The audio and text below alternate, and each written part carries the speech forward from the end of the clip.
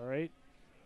Welcome on Laula TV to follow live curling at the Baden Masters in Switzerland. So we have now today the game with a team Hess against team Freiberger, two teams from Switzerland.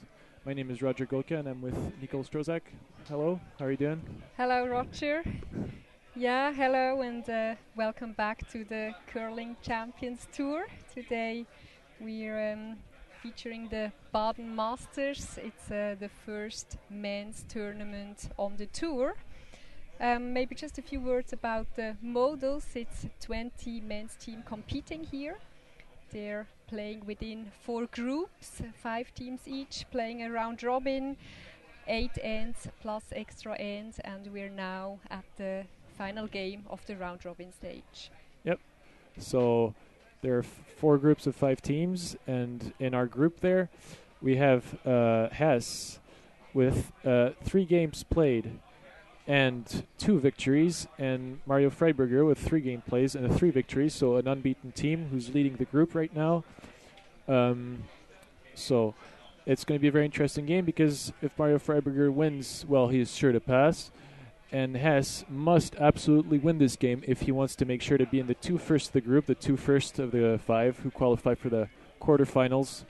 So, well, right now we just saw the players who were just practicing, doing practice slides, etc. And now, well, the game is going to start, so both teams shake hands. That's a tradition before the game. Wish each other a good game. And then off we go with Stefan Meinberg for Zug, for Team Hess.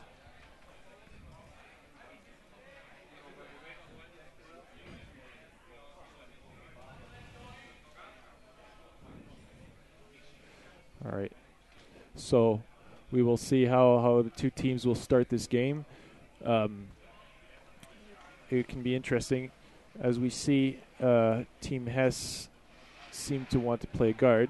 So they decide to put a rock up in front. So let's say a pretty offensive call to start the game. They want to have some rocks in the game already in the first end. Yeah. Other option would have been just to draw into the 4-foot with the first rock. But like that, they want to make sure that the other team is not going to throw up a corner guard. Yeah.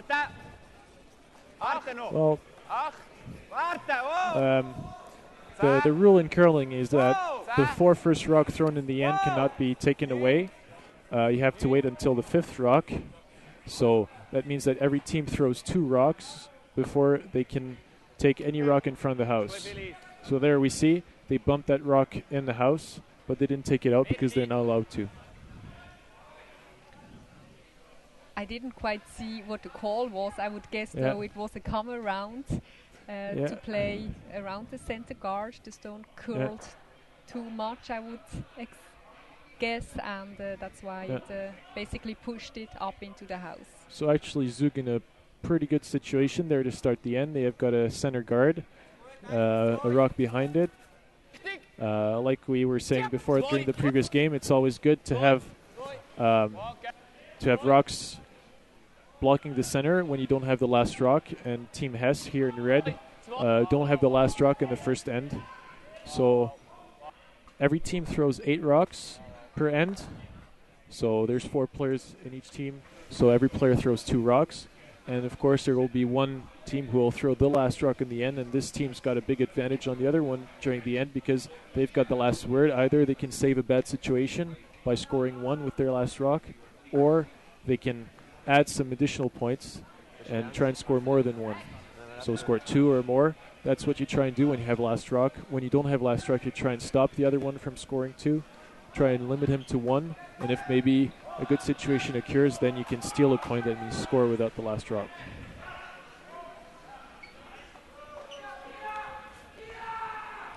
So here we see Team Freiberger attacking the shot rock of Team Hess. They managed to push the red rock all the way back to the 12-foot and keep the shooter in the game as well. Well, that was a good shot from Rainer Kobler there, playing lead for Freiberger, who managed to bump that rock out of the middle but there's still the two center guards that Hess and Red can use. Actually, it's quite practical because they're playing in red and they have the red rocks, so they're going to be easy to recognize during the game.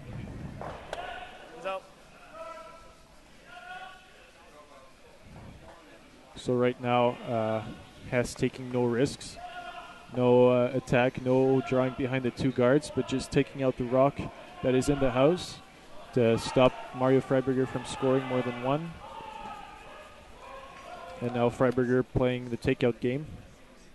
But at some point in the end, maybe that one of the team is going to take a little bit of risk and will try and draw behind those two guards. That means put a rock in the house, in that target, in those circles, behind the guards, and try and bury a shot that would be hard to take away.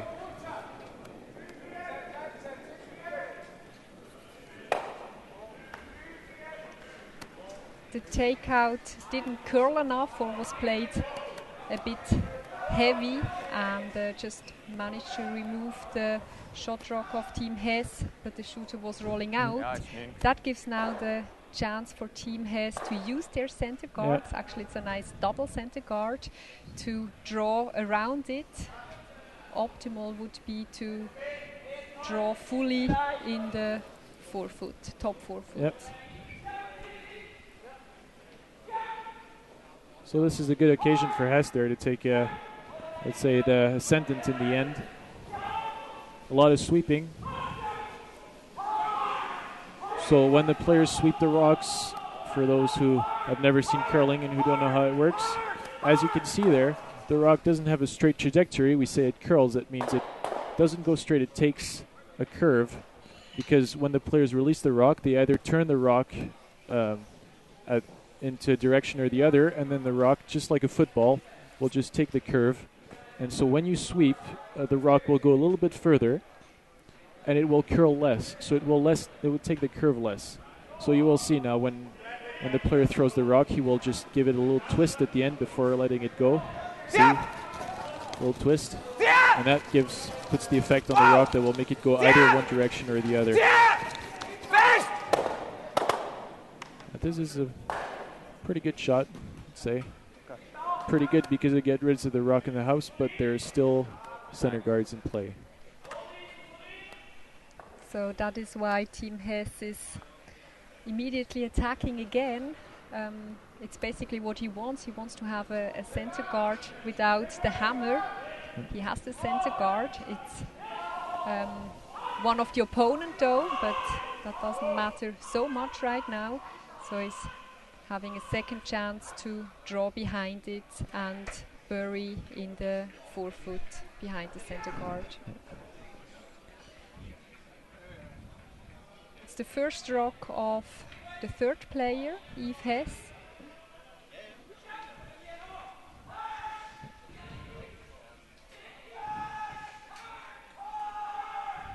They're working hard on it. As it's a bit short and thus also curling too much. And you see it just touch that guard, a little bit short, eh? Actually, the length was good, as we see it now.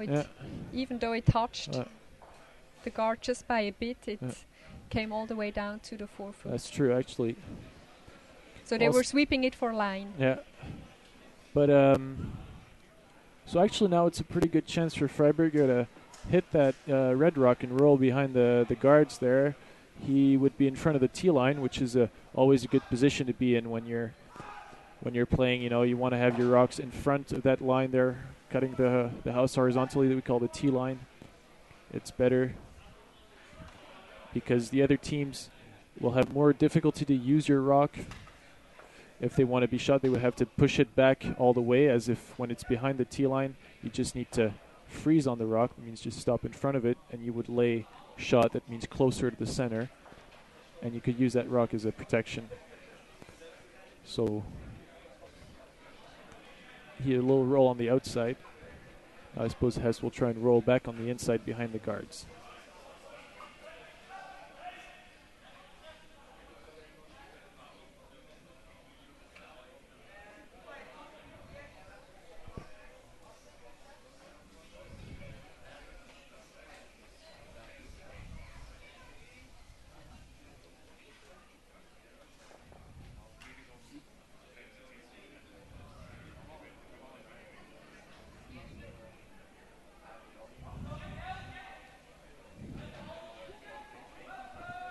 So there's Yves Hess playing.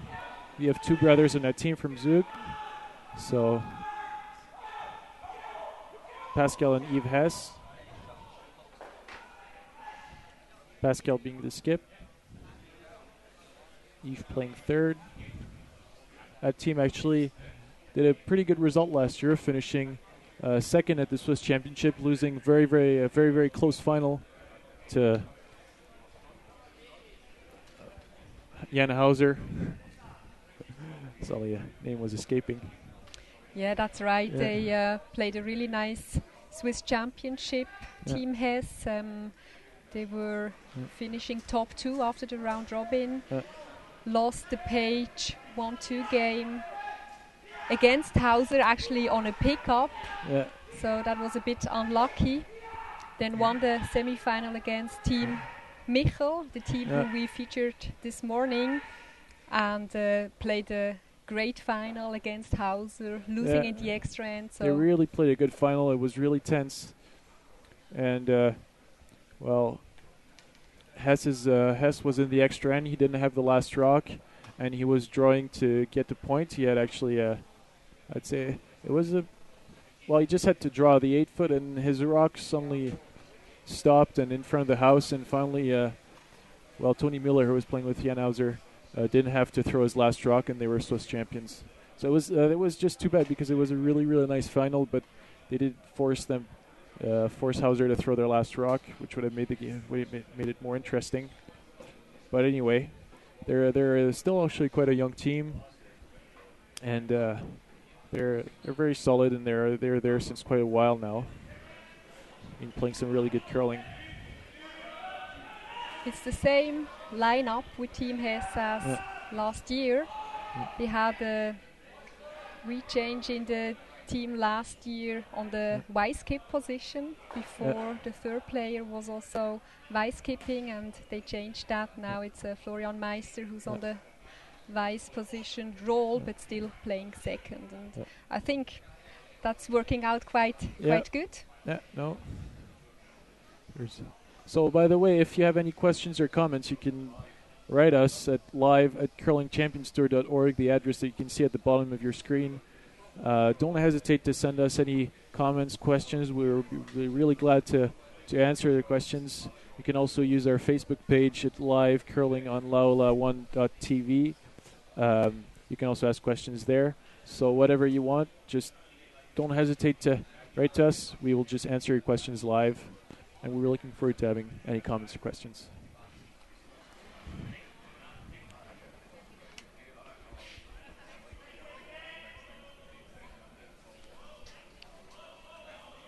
So we're up at Skips Rocks. It's Mario's first rock in this end.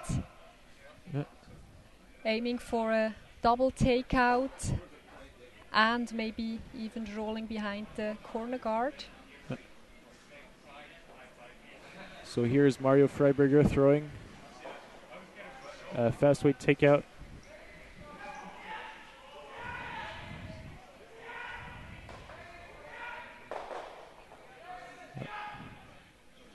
He just didn't manage to get the double takeout. So actually, I'm not sure if Hess is still lying 2 shots, but he's lying 1. Well, lying 2 shots means that you need to have 2 rocks closer to the middle than any opponent's rocks, and so we see that red rock on the right is the closest to the center, so it's lying 1, and then we can't really see at the back, if between the red and the yellow, which rock is closer to the other. From this angle, it seems to be the red, so that would mean that Hess is scoring 2 for now. Of course, you count the points at the end when the 16 rocks are thrown. So last rock for Hess, and then Freiberger will have 1 more rock to play, the important last rock. And Pascal, with his last rock, he's aiming for a draw behind the corner guard. So he's aiming to maybe just be half in the 4-foot, hidden behind the corner guards, and like that really putting the pressure on Mario to have to play his last rock against 2. I mean, if you want to have a really good chance of stealing, you must have some rocks in the 4-foot circle. That means that red circle there. a rock there guarded. And so with those guards who are guarding the side of the 4-foot circle, I mean, they have a good chance. So that rock seems pretty good there. A bit of sweeping to get it right. That's a very good shot. The length is just perfect. Yeah, perfect. Maybe it would have been nice if it had curled a little bit more. Mario Freiberger's got not an easy shot, but he still has a good chance to score his one. So that's when you see why the last rock is useful in an end. I mean, he's facing 3, but he can save the situation and score 1 and then go forward in the game without losing too many points. It's not really what you're looking for. Yeah, it's not what you hope. Of course, as Skip in the first end, it's already quite a pressure shot. You're not so sure with the ice yet. You didn't play all the different lines. Yeah. You can't expect him to make this shot. He's a very solid skip. He's proved himself many times, even juniors at the Swiss Championships. And there, no sweeping. Maybe it is a little bit fast. He just has to touch that red rock, and he just rolls a little bit out of the 4-foot circle, and it's a steal of 1 for Hess. So Hess will keep on going in the second end without last rock. And, well, not an ideal start for Freiberger, facing 3, missing his last rock, but he's only losing 1-0. So anyway, he's got last rock. Nothing's over now. The thing is that you just need to come back together as a team, refocus, and then go back in the second end with new intentions and try and get at least 2 with your last rock and take your advantage. Yeah, that's important 30 seconds between 2 ends when the team can regroup together, quickly discuss on what they see on the ice, what's happening. They can discuss the length, where they saw a curl, where the breaking point is, and also quickly speak about what the goal and the end plan of the next end should be.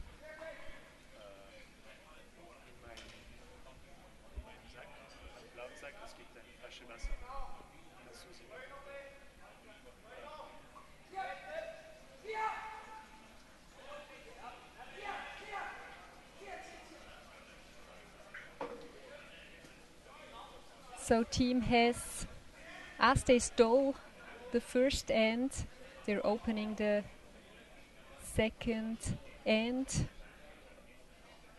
aiming for a center guard, which just overcurled a bit. Center guards are really nice if they're biting the center line or are fully on the center line.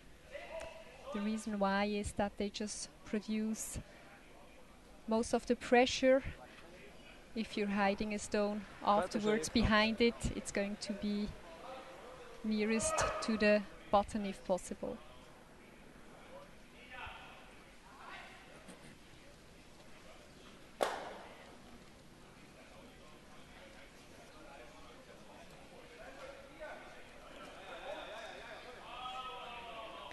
Rainer Kobler, lead for Team Freiberger, is starting with a corner guard. So that's a sign of them wanting to play an offensive end.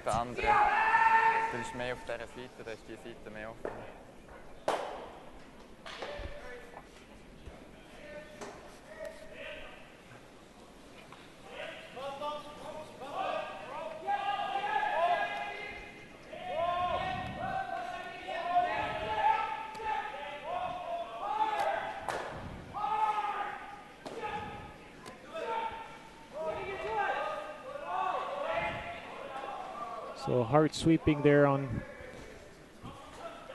Stefan Meinberg's shot there to make it past the guard and get into the house. Meinberg, the left-handed man from Zug, playing lead for this team. Got quite a good experience. He was Swiss champion in 2000. No, he played with the Team Lucerne, who was Swiss champion in 2007. He played with them in the season 2008. He was skipping a team from Zug in juniors.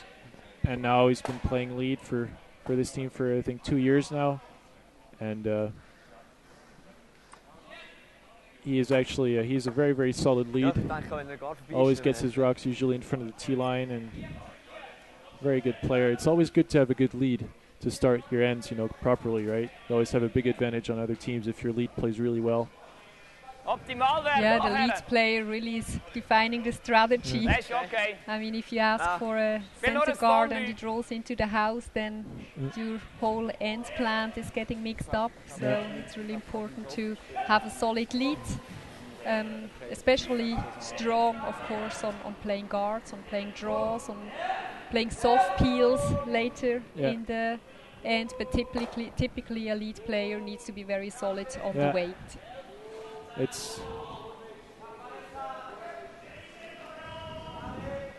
mean, often we say that the lead's got the easiest rocks to play well.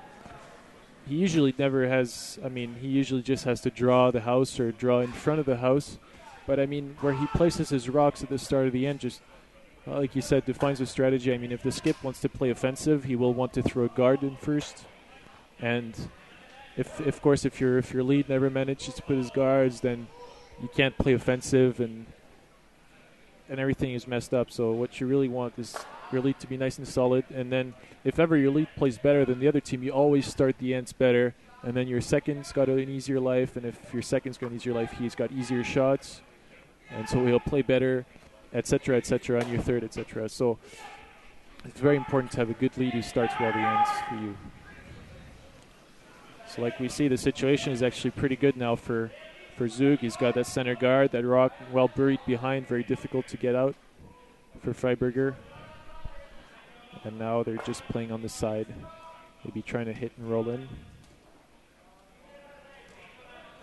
There's the other left-handed of that team, Florian Meister. He was champion, Swiss champion in 2007.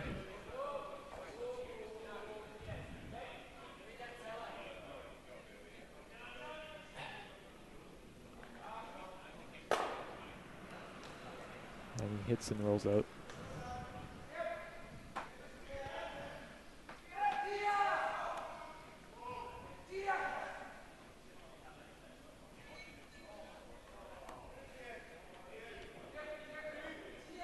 So Maria wants to take that center guard off now with a clearing stone. Just to open up the center,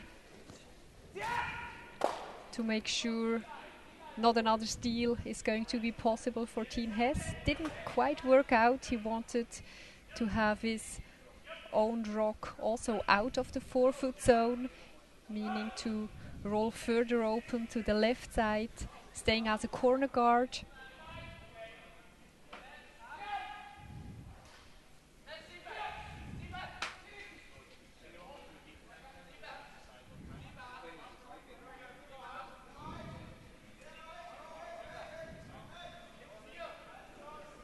Now Yves Hess, the first of the two brothers to play.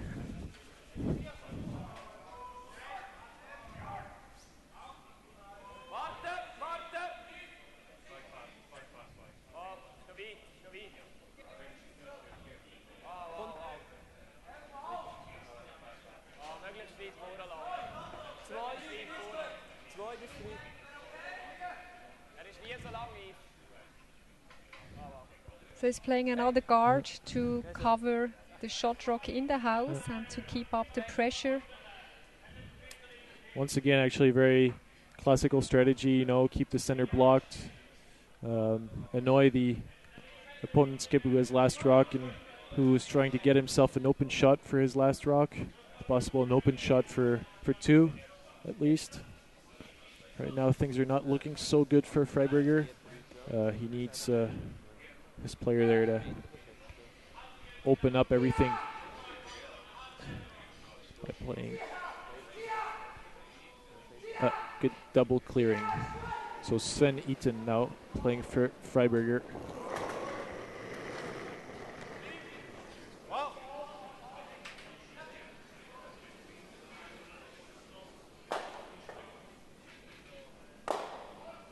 Oh, and that was close.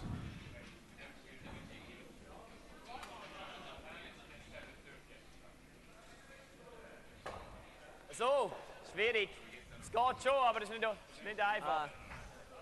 Nochmal eine Guard. Natürlich, ja. Well, I mean, there's two options really. Either you just draw one back in the house, or maybe you guard again your rock. Or so. I personally would rather maybe draw another one in the house. I think because like you already have your rock guarded in the middle. Either you can go behind the corner guard, or just draw one open on the side behind T-line or something, but he seems to be choosing for the guard, which is also a possible option. I mean, you can still wait, you can draw later in the game. The way the center guard is sitting and the shot rock behind it, if you draw behind the guard one more time, you would like to play it from the right side, playing a out turn. Yeah. But they were a bit concerned if the corner card is in the way, and actually the way to the button is blocked from that side. That's why they've chosen now to just play another center guard. Yeah. To basically block the way for Team Freiberger.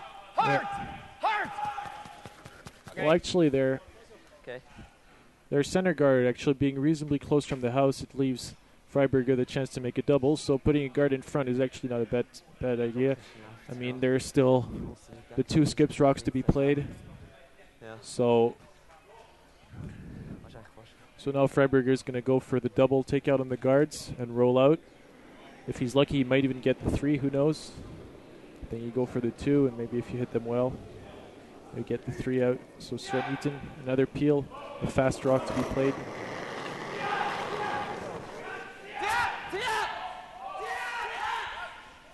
So Hart sweeping. So he gets the double, just not the triple, but he still stays in front as a center guard. I think now probably would be a good moment to draw in the house there. Tap that red one in there inside. What do you think? I think so too, because the shot rock at the moment is just half in the 8 foot, and with that you're not going to steal an end or not making enough pressure onto the other team. So now that the stone is almost open, Pascal with his first skip rock is going to push that stone just another meter up to the 4 foot. Well, for now, Team Hess has really been having the advantage. Has always been in better position than Freiberger since the beginning of the game. I mean, Freiberger was always running after. He was always like one shot behind. You know, like Hess was just playing the guard or the draw, while Freiberger was always having to take out. You know, we always say it's always better when you have to draw, because it means that you just have to place your rocks, and the other one is running after because he needs to pull out a good shot, a good hit and roll, a good double takeout, which makes his life much harder. And if he doesn't make it perfectly, then you just have to keep on adding the pressure.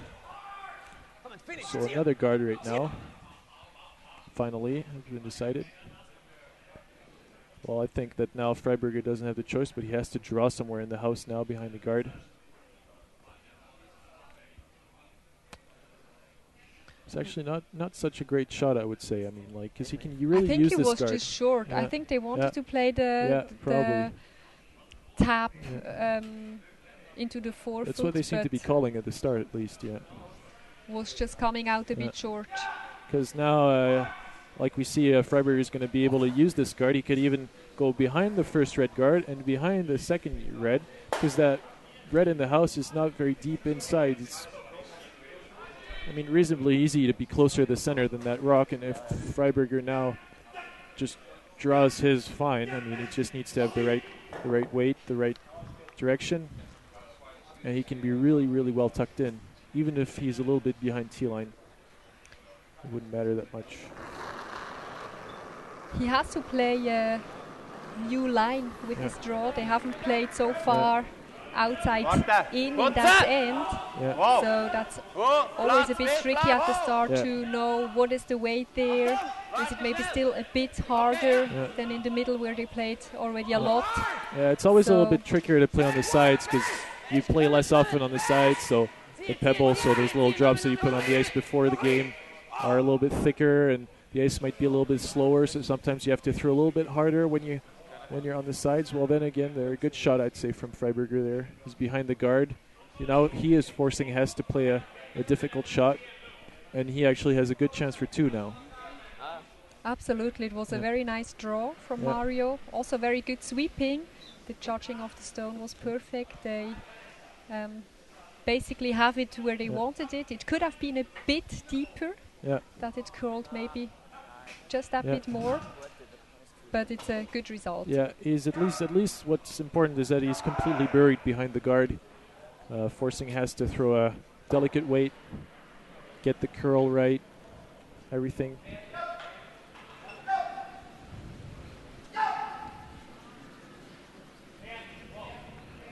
You always have to be careful of Mario Freiberger.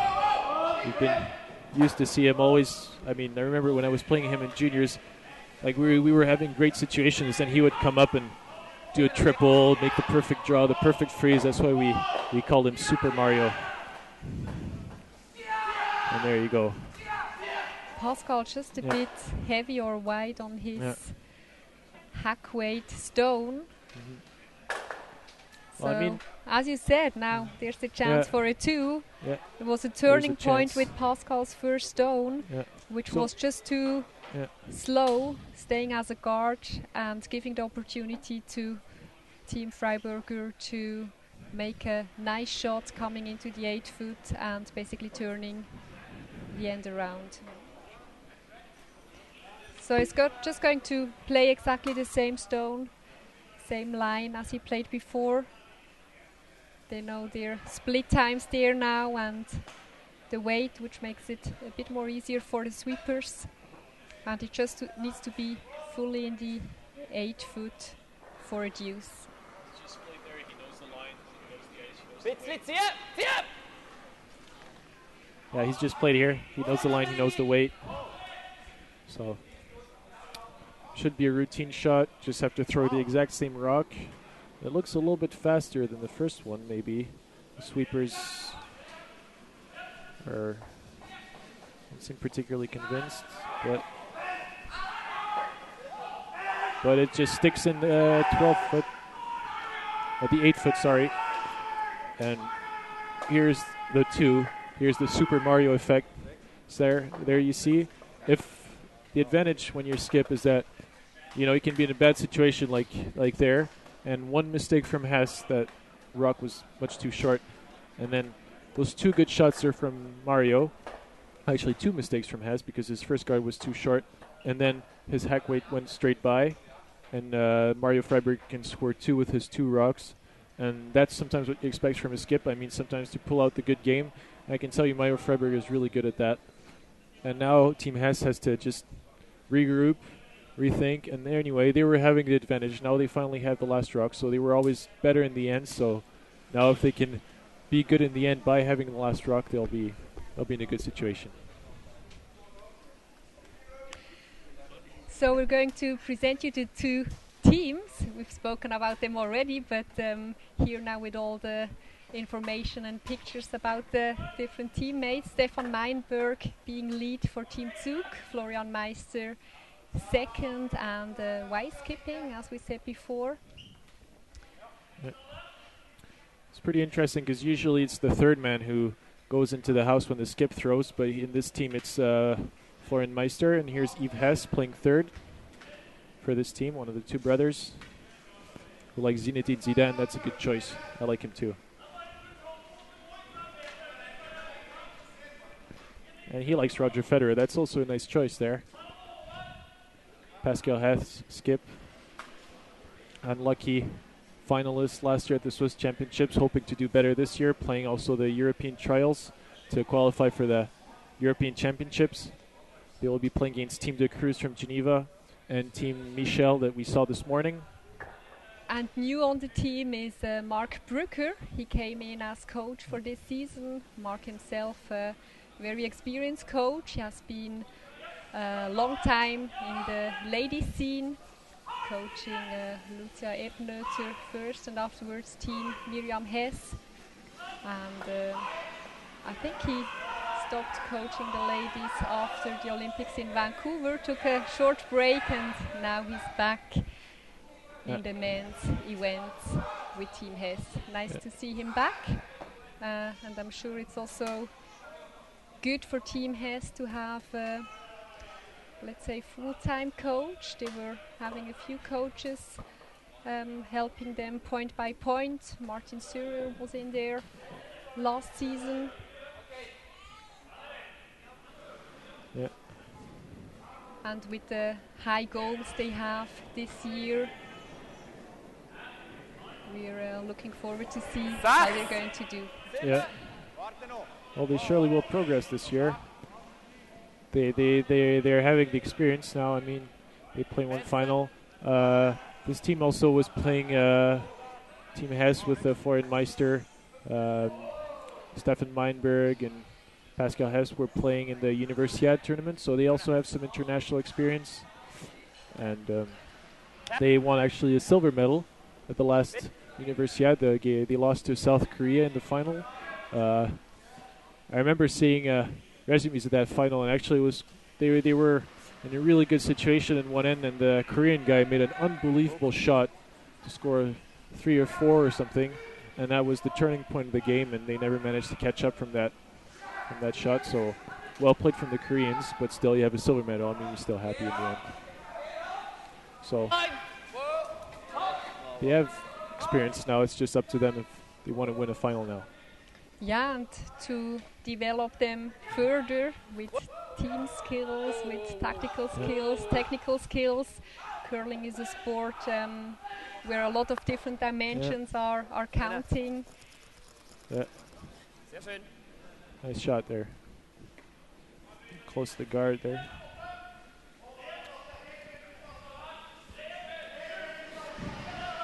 So actually, the yellow rock there, that's still sticking in the rings is actually a good thing, because it's at the back of the house and it can always be useful if ever, you need backing, or maybe, you can hit a rock that can jam on that rock behind. So actually that rock might bother Freiberger more than you can think.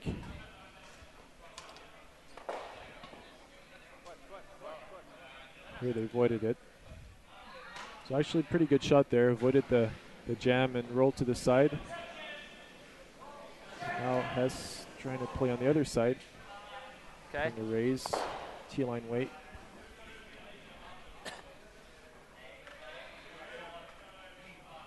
Interesting call. No direct draw, but...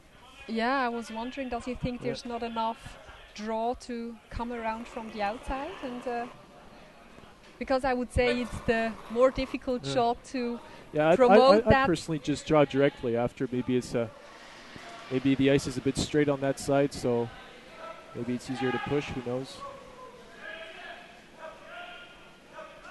Looks pretty good.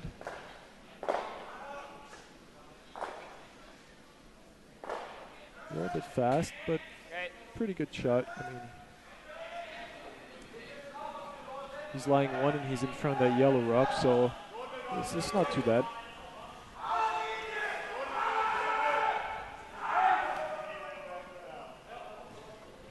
So now Freiberger is just going to draw in front of that pack behind the guard. Take back the advantage in the end.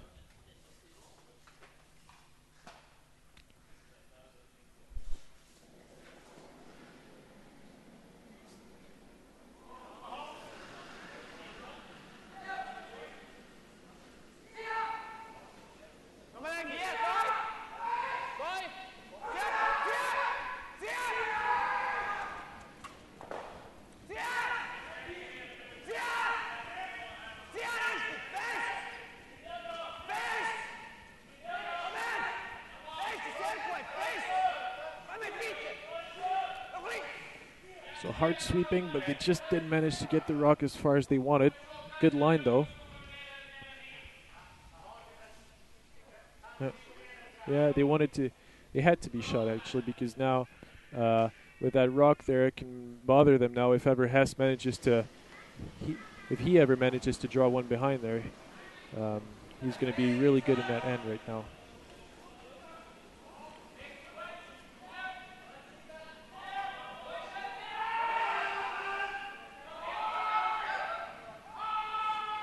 when you sweep a rock like this, it's very important to have a really good team communication. I mean, often you hear the players, the sweepers, shout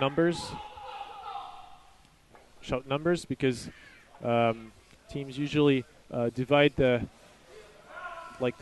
area of play in different numbers to announce where they think they're going to arrive. So usually we say 1, 2, 3 for guards, 1 being a long guard, 2 being a middle guard, 3 for being a short guard close to the house, and then 4, 5, 6, 7. So 4 is the first circle, 5 is the second circle, 6 the 4-foot circle, and 7 T-line, and then 8, 9, 10, and then 11 back line. So you often hear the players shout the numbers so that they inform the skip where they think the rock is going to arrive. The skip looks at the line, and he calls the sweepers to sweep for line. Sweepers decide if it's a little bit too slow, etc. So a lot of communication. You have to exchange a lot. All the information must pass from one side to the other. It's very important. I mean, if you want to be very efficient. I mean, a lack of communication can be deadly sometimes for a rock. I suppose you experienced that a few times, yeah? Absolutely. Communication is really a key in curling. Sometimes you got the effect when a team is not playing so well that they're getting more and more quiet on the ice. But exactly, that's the time when you need to keep up good communication to really exchange information. It's not just about what you said of communicating the different length in the different zones. It's also about exchanging things you see with the ice. For example, if the pebble is getting away, if you get sort of a flat ice, or where the breaking point is. Very often you also have different length on different lines. So these are things that needs to be communicated. I mean, the sweepers, especially the front end, they see many of these rocks and they need to pass on that information to the backhand players. Yeah. So you can see, you always hear yelling and screaming, and because of course you sometimes don't hear very well from one side of the sheet to the other, so you have to shout hard so that your teammates can hear you. So sometimes it can sound a little strange. You wonder, why are they screaming? But it's actually because the sheet is actually 40 meters long, which is quite long, and there's games on the other sheets. So sometimes you don't hear very well. You can't speak like we're speaking, like to each other. Now you have to shout so that your teammates can hear you. And so now that shot there a little bit too far. Once again, behind T-line, it's not what you want. You want to be in front, because now Sven Eaton just has to draw one about T-line weight, and he'll just be in front of that red rock, and then it will be impossible to get that rock out. So very important shot right now. It seems maybe it picked something. Anyway.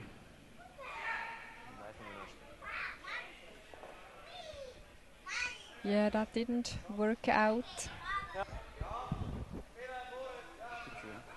The stone stays as another center guard, which gives now the chance to Team Hess to really place another stone into the 4-foot. This time he doesn't want to get in too deep. He really wants to stay fully in the 4-foot at the top, or maybe just top 4-foot. Yeah. So Yves Hess actually quite lucky now with his shot behind T-line, because he's got a second chance now to put one in front of T-line, actually lay 3. So with that mistake finally, they might be even better. But yeah, this is also a crucial shot. I mean, if he makes this now, I mean, they're in a really good situation. Has to curl. Well, he's a little short, but it's okay. I mean, he guards. I don't know if it curls enough on the other side. I mean, to come directly to the center. It might work though. I mean, you might be able to touch the button by coming from the right hand side.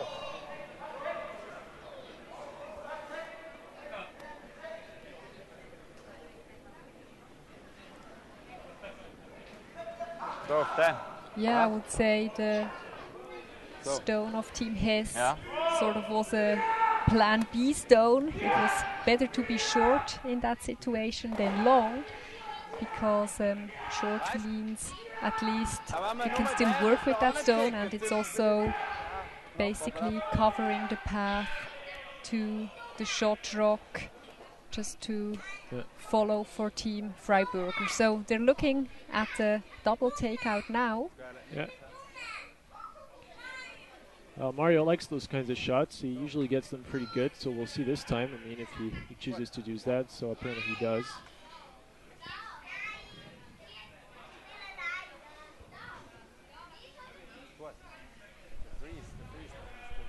And important shot again there. It's a good end there. Lots of rocks in play. Absolutely. Yeah, that's what we like.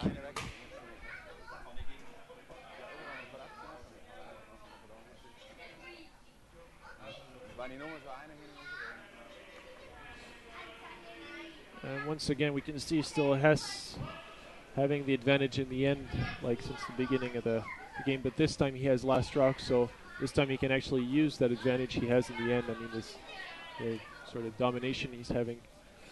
He can use it to try and score this time more than one, and maybe take a crucial advantage on Freiberger, who just scored a 2, and he's winning 2-1 now.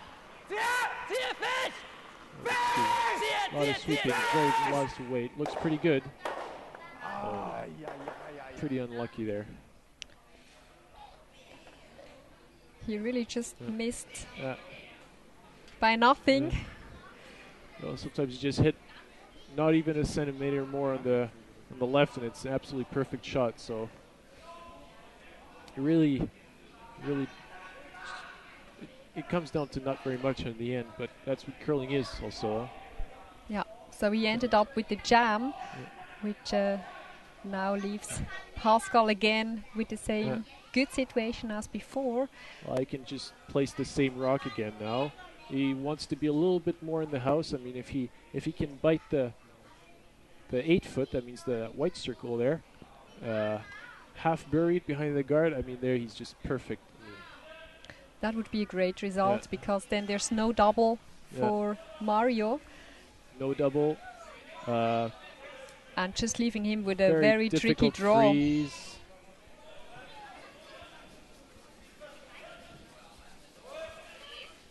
He's allowed to be a little bit short. He's allowed to be a little bit in front of the house.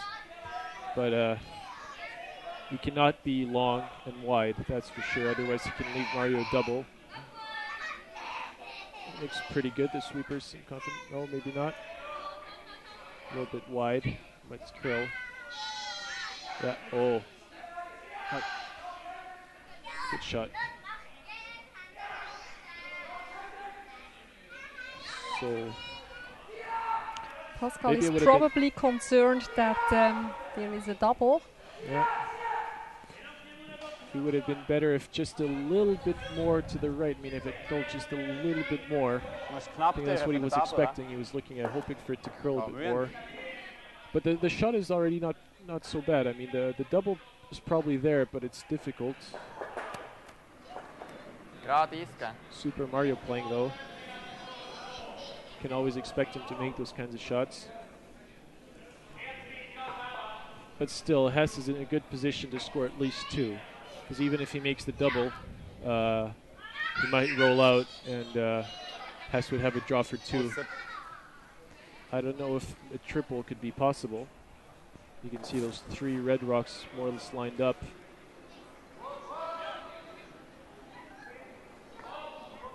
What do you think? Do you think the triple's there? I mean, you need to hit the stone, the red stone in the 8 foot, half on the outside. Maybe with the tear effect. The triple, I'm not sure if, I think the triple is going to, basically the stone in the back 8 foot is going to hang onto the yellow stone in 12 foot. Well, I think that if he wanted to play the triple, he would have to hit it a bit on the inside. That would mean on the right side of the rock, just a little bit. And there the triple is possible, but the guard in front stops him from doing that. Yeah, he can't hit it on the inside. It's a tricky situation because, as you say, Team Hess is lying 3 rocks. Da wäre eigentlich sehr cool, oder? I mean, the idea more or less now is to avoid getting a 3 taken on Ich him. kann ihn eben so nehmen. So he Und für 4 must play double. Well, he could still consider playing a draw, but it would be very difficult coming from the other side. Probably the takeout would be the, for me, probably the best option. I mean, he's got a chance for a double, but draw is also there. Ja. But he goes for the draw. So 1 or 2 options, both of them are right. It's in the end, it's what you feel better. I mean, if he feels the draw better, then just play the draw and hope you get it right. He has quite a long distance to bury his draw. So the goal here is not necessarily to have a to lie shot, but he needs to make sure that he's second. Be fully buried and lie second. That needs to be the minimum goal. He must really pay attention not to hit that yellow rock that's on the center line in the house there, in the blue circle, because that can be deadly. Sehr viel Platz. However, he curls a little bit too much. If he touches that rock, he must just lie open and leave Hess to take up for 4. And he does stay open. That seems very wide. And very wide. So he lies second shot, but he's open, and now Hess has got to take out for 4. And if he hits and rolls out, he has 3. So good situation now. That's the advantage with the takeout, is that at least you're sure not to get a 3 board taken on you. That's good. Not to have more than 3. I mean, now you can get a 4. Yeah, the tricky thing about that shot was that they had to change the side. They were playing the hole, and basically on the left side of the sheet they had to go to the right side. Probably didn't know exactly the ice to be able to fully bury that rock, and he had to fully bury to take away the chance of a big house for Team Hess. Yeah. So very classical skip shot, just a hit and a stay for 1 more point.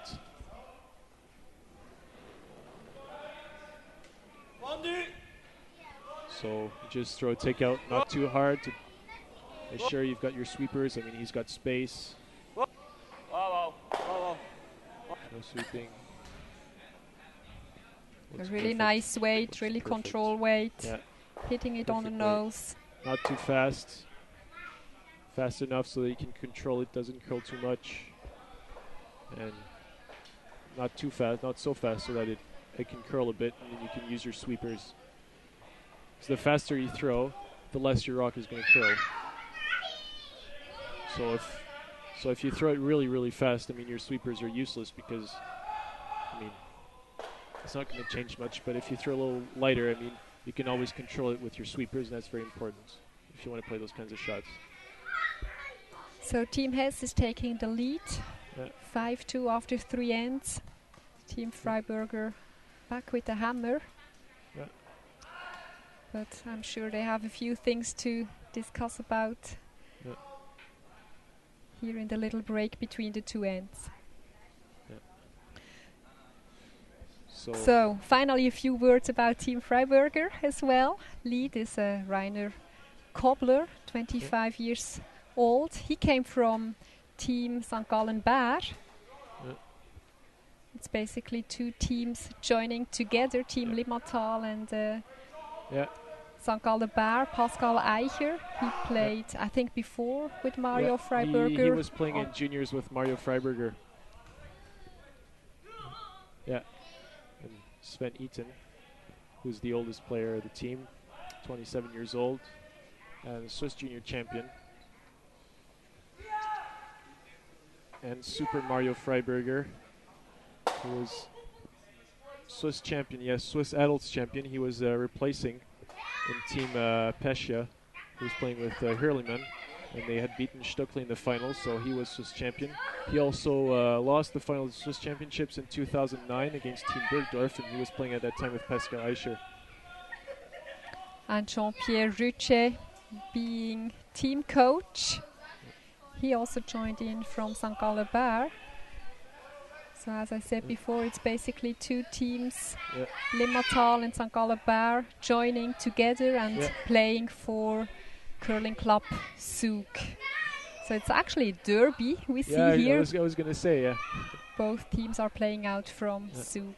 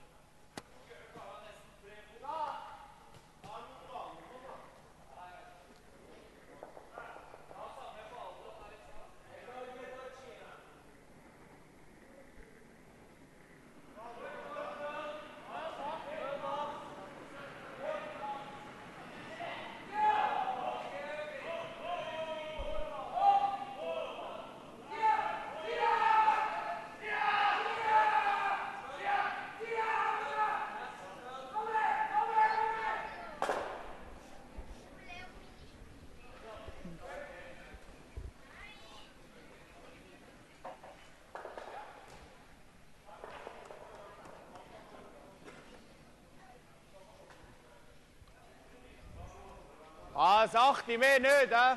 Müssen wir mit Wäsche machen sonst.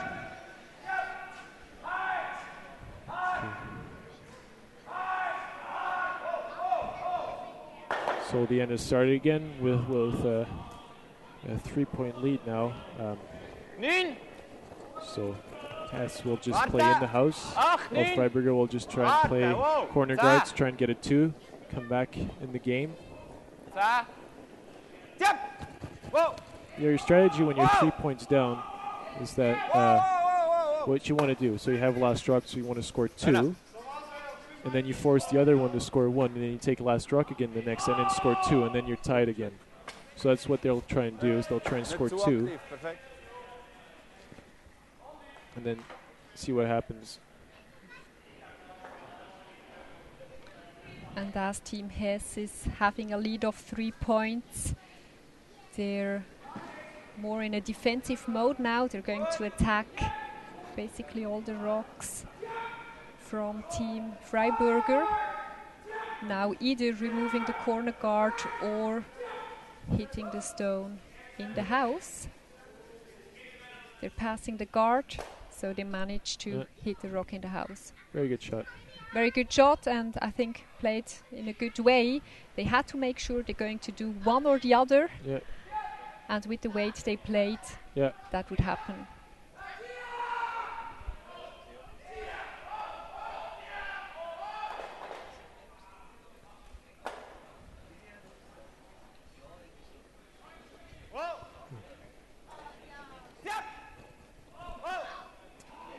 So here's Pascal Eicher. Doesn't seem very satisfied. No, actually. Pretty good shot. Ooh, just didn't get the double, but he rolled pretty well there behind the guard. And now Hess will just ask for a clearing. Just get rid of that guard there that's actually bothering them.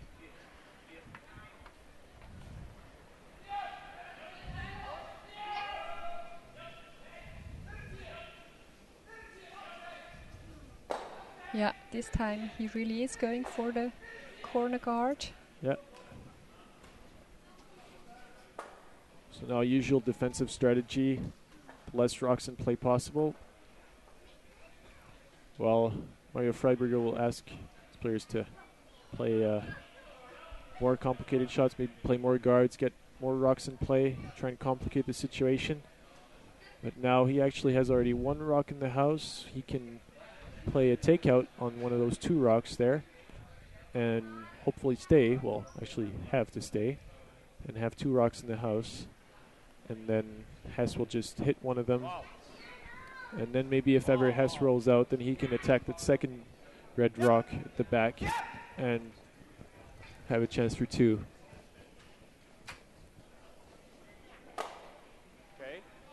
So that's a pretty good shot there. Maybe there is a double. He can go for it.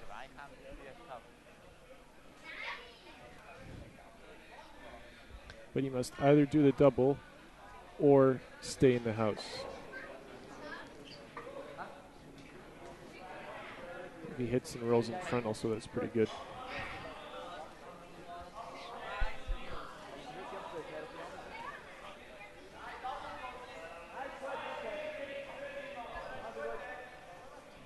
Maybe a few words on the Curling Champions Tour of this season. It's going to hold 8 men's events, starting here in Baden.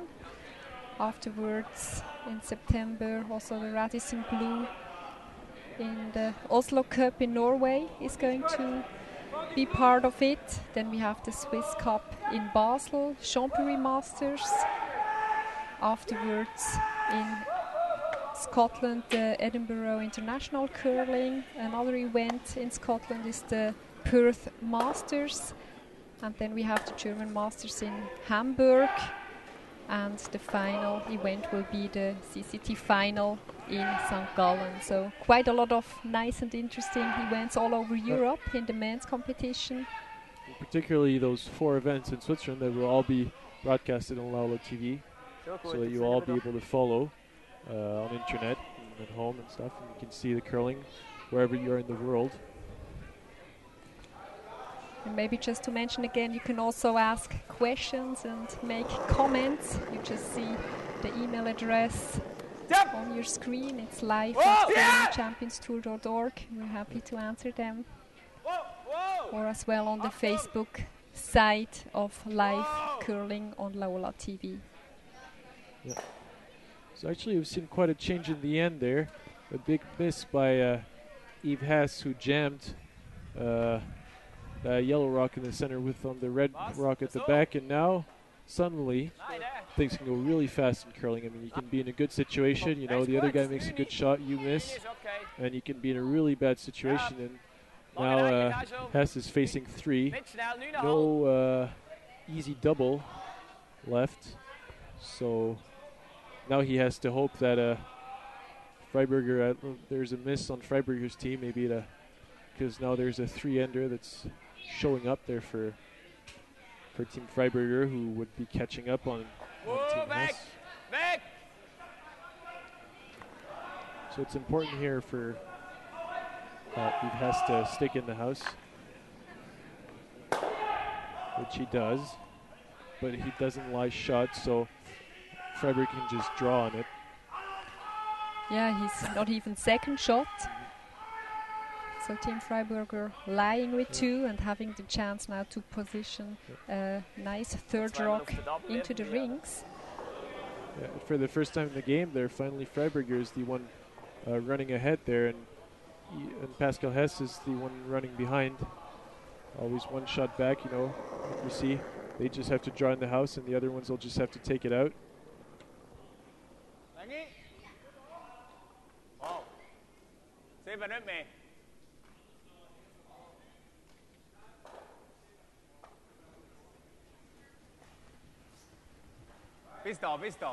So a complicated situation there, and if that rock comes fine,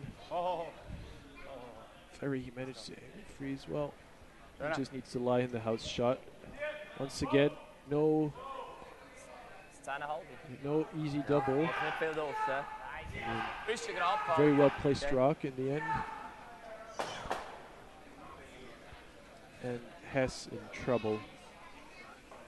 Absolutely, this time he wants to make sure that he will hang around with his shooter, if not making the double takeout. I mean, you have to be careful each time. You know, you see quite often, you know, teams who score a big end, and sometimes, you know, they maybe lose a little bit their concentration, and right after they get another big end scored on them, and that's what's happening right now in front of us. So of course the end's not over yet. I mean, they can always pull a good double. Freiberger can miss, you know, anything can happen, but I mean, you see that at a moment maybe where they maybe could have attacked the easy rock, you know, that yellow rock that's still now on the top right of the house in the 12 foot there. We just see it top right. They went for the rock in the middle, a mistake, and suddenly they can get a 3 taken on them, and that's I mean, you really have to be careful. You must really stay focused the whole time, even if you lead at 3 points. Actually, for us, I mean, for the interest of the game, it would be Freiberg to score 3. Da weißt du jetzt, wie es geregelt, nicht? Also. But of course, we can see that even if they're 3 ahead, I mean, nothing's over, and you always have to keep the fight going. Yeah, especially, of course, early in the game. I mean, the 5-2 was just after 3 ends, so you still have 5 ends to go. And it's very important then just to stay focused, to maybe step up a level and just be a little bit more concentrated and more precise on your own shots and start to make pressure on the opponent. And when you start to make pressure on the opponent, then you start to get mistakes. Yeah. You must, when you're ahead, I mean, you must make sure that your opponent who's behind you will try and attack and put all kinds of rocks in play, cannot develop his game. And there you can see that, I mean, there were a few rocks in play at the start of the game who were behind the tee line, who in the end were useful for Team Freiberger. And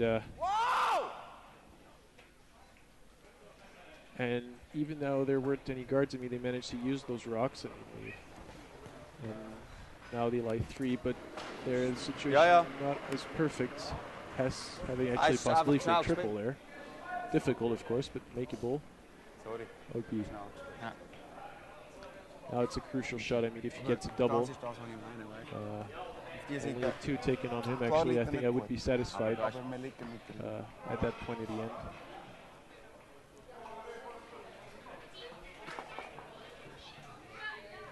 Yeah, before the 3 yellow stones were nicely distributed in the house, a lot of separations between the 3 stones. Now they're, I mean, not really in a line, but sort of in a line that it does give a chance with a fast takeout to remove at least 2 of them. Yeah, because before there was like absolutely no obvious double to play. I mean, you had to play double across the house with a crazy angle. Like, I mean, now you just have to hit that rock a little bit on the outside, that top rock, and you have a reasonably good chance to get at least 2 out. So, and if you're lucky, maybe you get the 3 out. I suppose he's going to go for the triple anyway. The only thing about that shot is that the shooter is not going to hang around. Yeah. The shooter is going to roll out of the house, so he needs to make sure that there is a double. And there you go. He did accomplish that was the triple. Very nice, very nice. Great shot by Pascal Hess. That was a great saver there. And now, see, once again, I mean, Freiberger was so close to scoring 3, and then 1 not perfect shot and 1 absolutely fantastic shot from Hess. And bang, I mean, they're forced to score, not score actually, to do 0 and start again the next end. So that's actually probably a big blow to the morale there. So, I mean, Team Freiberger is going to have to make sure that they stick together and that they keep going. They know that they can make it. I mean, they had a good chance to score 3. If they had 1 chance, they can always have another one. There we see that beautiful shot again. And it was just a nice example of it's not what you make, it's what you leave. I mean, Freiberger did the takeout and he was laying 3 after his first rock, but his shooter just rolled to the wrong spot. And that actually only made the triple possible. Yeah.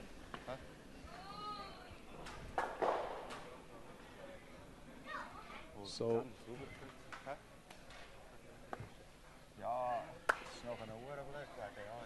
and then Freiberger just did the peel.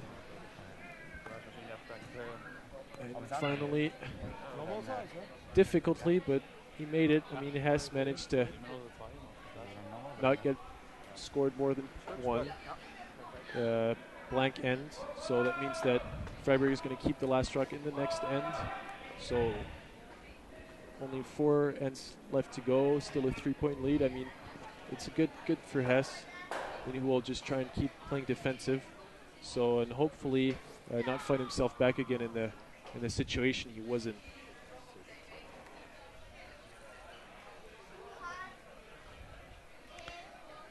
So it will be interesting to see how Team Freiberger can cope with this. Yeah.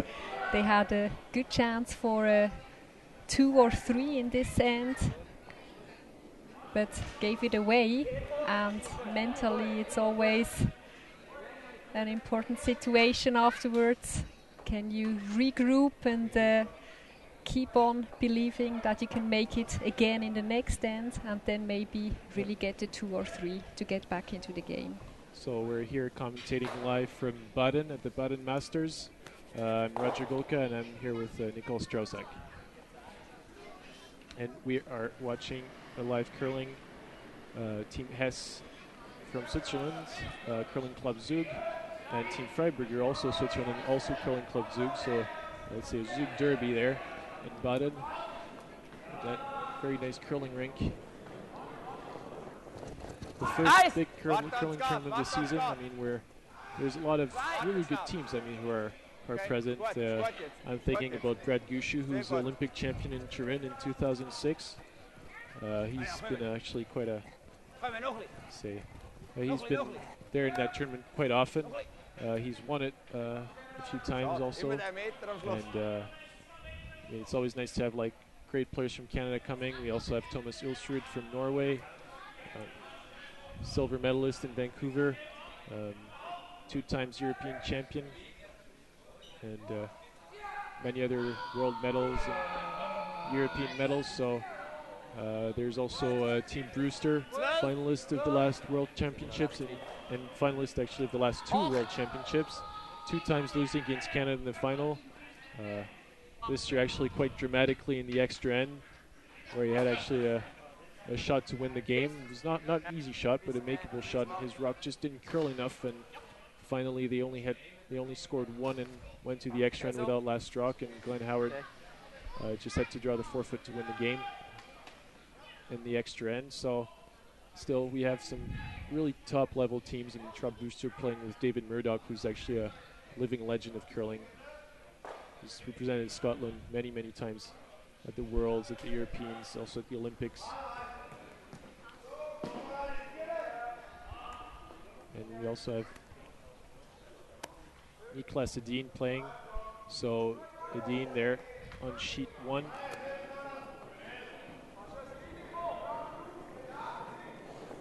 Acht. Tipp. Länge. 8. Oh. 9. Tipp. Tipp. Tipp. Tipp.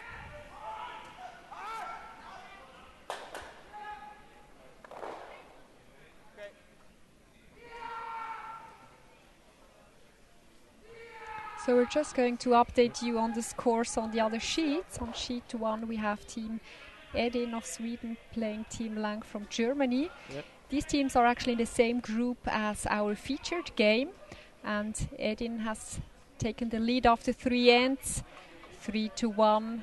Yep. Team Lang having the hammer. Yeah, with an important 2 there in the 3rd end to take a good advantage in the game. Edin, who was 4th at the last Olympic Games, lost to Ralph Stuckley in the bronze medal game. Very close, very close game, very impressive game, very tense game, so good memories. And there we see another team we were talking about there, Ulsrud, winning 4-1 against J.D. Sneetil that we saw this morning. So Sneetil also a World Championship team, 4th at the last Europeans. We really have some top teams playing. And here's our then game. is our feature game, Yeah. exactly. So 5-2 still, nothing has changed. And on the last sheet we have Team Hassler playing Team Michel, both from Switzerland. The score is 4-1 for Team Michel. In the 5th end, Team Hassler having last rock. Yep. And Michel still going undefeated in this tournament if they keep winning this game.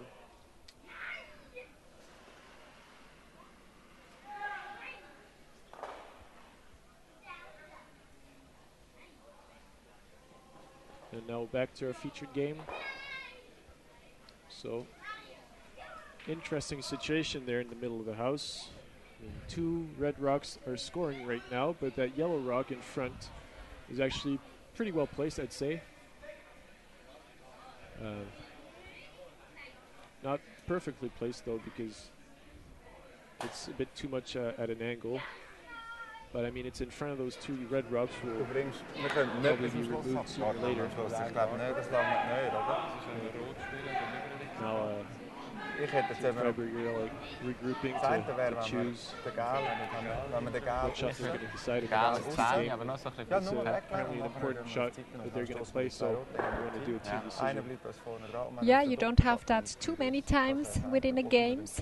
Maybe 2 to 3 times that you quickly want to stand together as a team, especially now that Team Freiberger really need to think about what they want to do to get back into the ice. It's important that all the team members are happy with the next decision.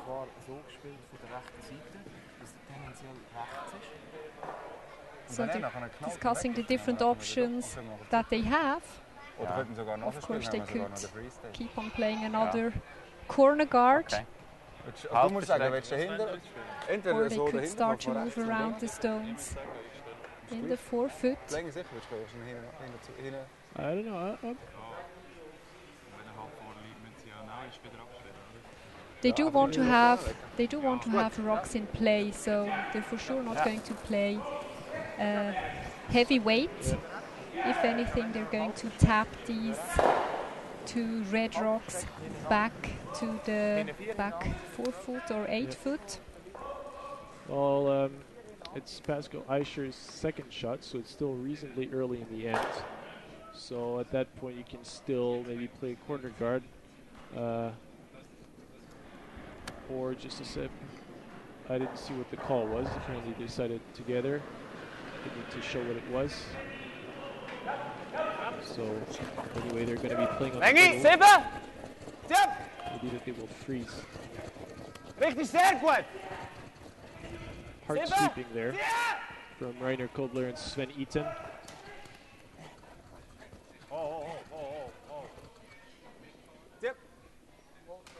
Very important in actual curling to have a really good sweeping. It's a combination of speed and pressure that you put on the broom. And it's become a very, very important part of the game. I mean, with sweeping, you can really manage to make a shot like you really can make a shot with the sweeping. I mean, with good sweeping, it's very, very important. You can really change everything. Yeah, that's an important thing also for the players to know how far the sweepers can get a stone. Yeah. Because basically every draw you want to play short, you never want to be too long, because only a stone that is too short you can influence with the sweeping. Yeah. If it's too long, you can just walk by it and hope that it's going to slow down. So that's what a player is going to think about every shot when he's going to play, how he wants to throw it, and ideally he's going to throw it 1 meter short. So the rest the sweepers can do.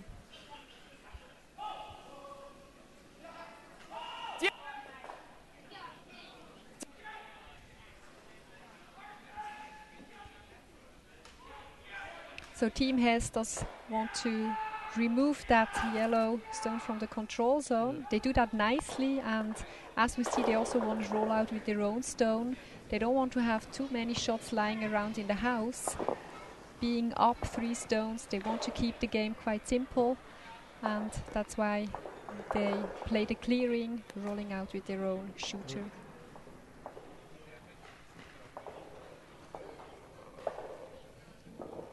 Yeah, because at that point now, the more rocks in play, the more it is a disadvantage to the team that wants to defend.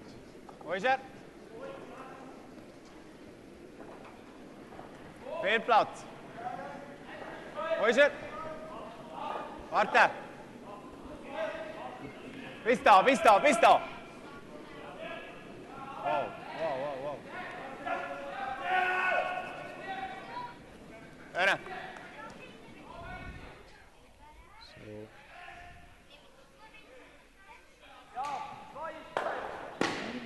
personally, I would be somehow tempted to play on that yellow rock, you know, with some sort of a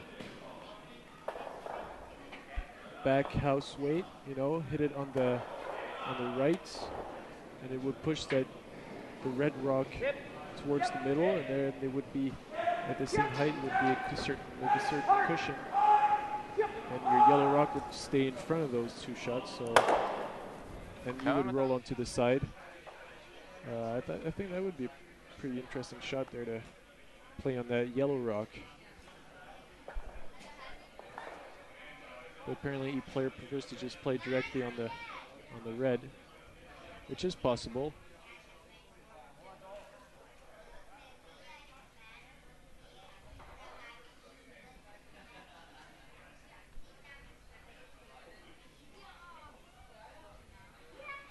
Yeah, at one point he does have to attack the two red stones in the middle.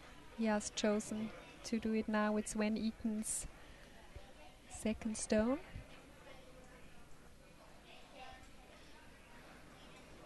I guess he's not going to play a heavyweight. Just trying to move the red rocks to the back rings and rolling out to the side with his own shooter.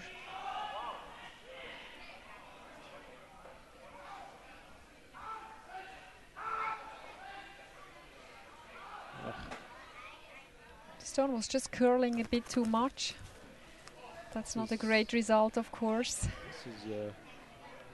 This is a pretty bad result there for Freiberger. But did they sweep it? Did they fully sweep it for line? I think they kind of stopped sweeping it, like they gave up on it. It's very strange. But eigentlich wissen wir ja, dass die Seite kommt, aber der vorher ist genau gegangen. Well, anyway, now that's the situation, and Hess looking. I mean, just needs to peel the yellow rock out. But Freiberger can still use those two red shots in the middle. So hope is not yet lost anyway for him. He still has two rocks to play.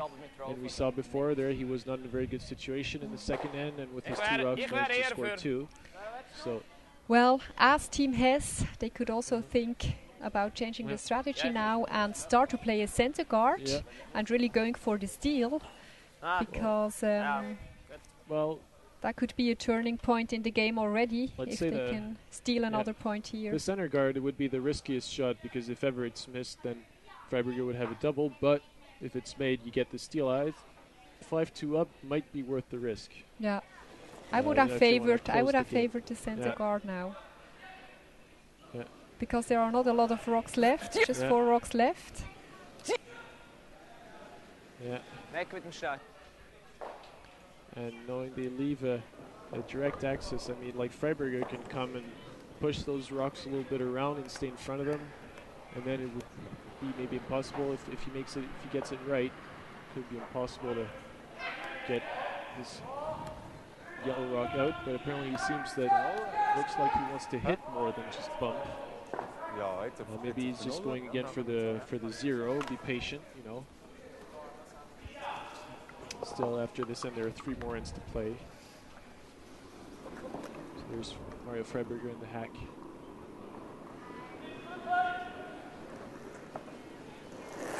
Heavyweight.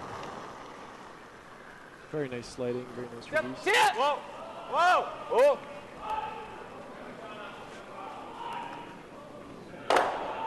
Very nice shot.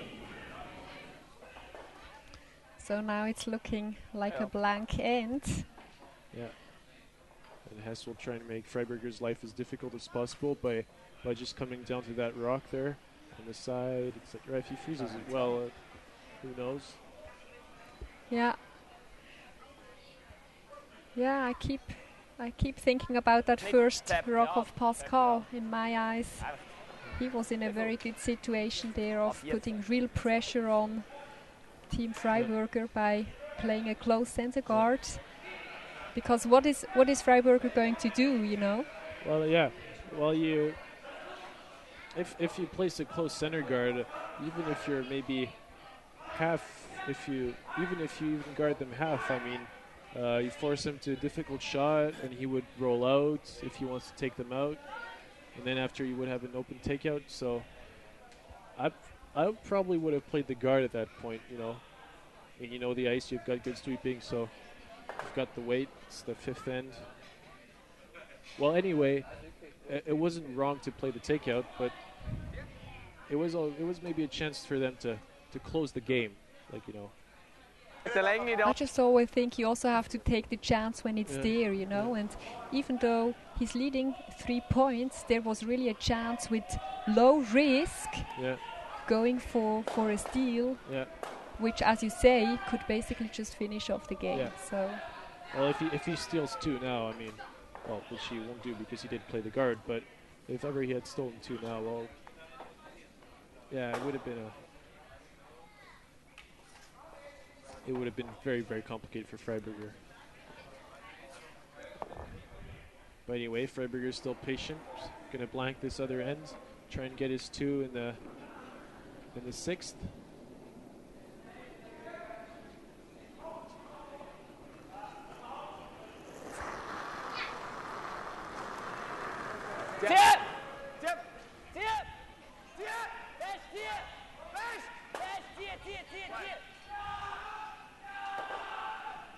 Good shot. So here is the blank in the 5th end. Well played from Mario to keep the house clear at the end, which leaves us with the score 5-2 for Team Hess. Going into the 6th end, Team Freiberger again with the hammer.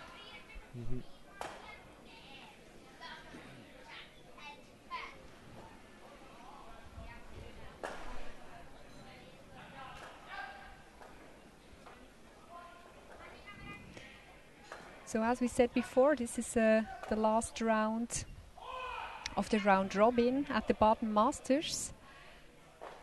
If Team Hess is going to win this game, it's not sure yet if they're going to be in the quarterfinals, because it also depends on the score of the game Edin against Lang. If Edin wins as well, we would have 3 teams tied on 6 points. That would be Edin, Hess and Freiberger. And because there would be no clear winner of the direct matches of the 3 teams, the draw shot, challenge shot would decide which of the 2 teams would go on to the quarterfinal. So still a lot possible here as we go into the 6th end. Bis da. Sehr gut. Sehr gut. Können wir noch ein bisschen? Gut. Basically the same strategy is going to be applied as in the end before.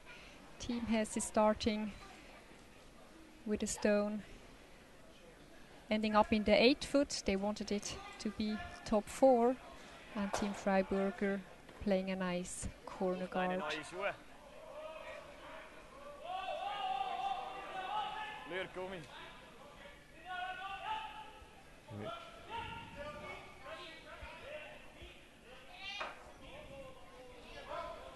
Stefan Meinberg, very, very nice style. Playing very straight, great release. It's really nice to see that. It really requires actually a long, long time. You know, you have to. It looks easy, you know, I mean, to throw the rock like this, but actually it really isn't. I mean, it's really a lot of precision, concentration, a lot of hard work to have, you know, always the same technique, you know, the slide always straight at the groove, release the rock without pushing it around. And here we see Mario Freiberger and Pascal Hess laughing. It's always nice to see that, you know. Yeah, of course, all the teams knowing each other quite well, being on the tour for quite a few years. You again and again, of course, also play the same teams, sometimes in different lineups, but that's really a nice thing about curling. Your opponents on the ice, but very often good friends next to the ice. Yeah, that's what we call the spirit of curling. I mean, it's the first rule of curling, you know, you respect your opponent. When he plays a good shot, you congratulate him, nice shot. And at the end of the game, you go have a drink, shake hands, and the game's over, and so you just have a good time. I mean, even at a high competitive level, you're still there to make friends, and you're still there to have a good time. In the end, it's a game. You play curling for fun to start with, so you always have to try and keep that fun aspect to the game. It's very important. I mean, if you want to just keep on having the motivation, the same pleasure to play all the time, even if it's competitive.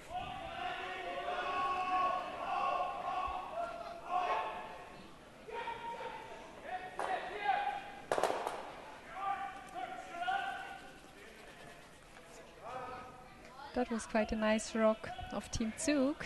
They first of all removed the corner guard, but then also managed to loosen up these 3 rocks in the middle, in the control zone.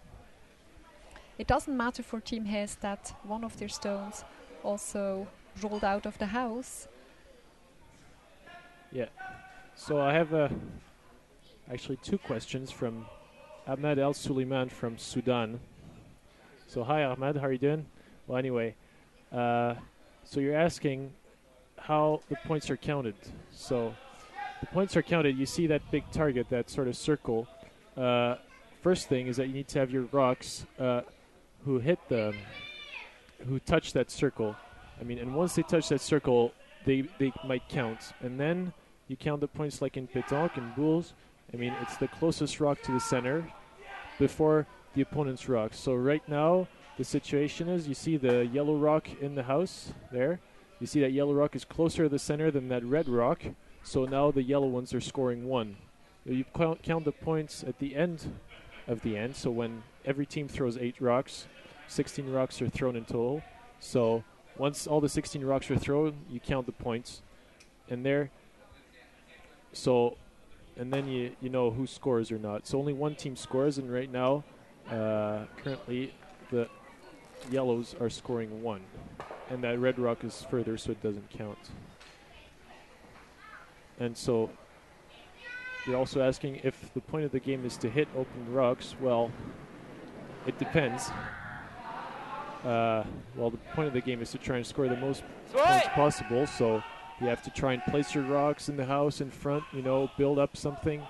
And right now, if you look at the score, the Team Hess in red is winning 5-2. So knowing they're winning right now, they don't want to take any risks. They don't want to complicate the game, so they're just trying to take all the rocks out to stop the yellow team there, Team Freiberger, from scoring points. So right now you see that Freiberger is placing guards in front. He wants to try and create some game. He wants to try and complicate the situation, while Hess is actually just trying to get rid of the rocks. So right here, you peels, you hit the rock, and you roll out.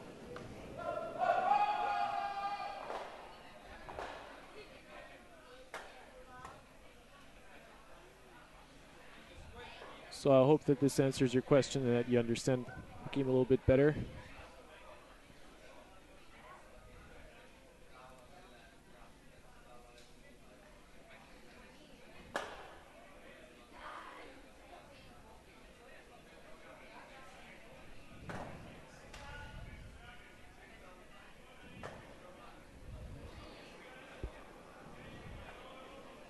So Team Freiberger is going to play another guard.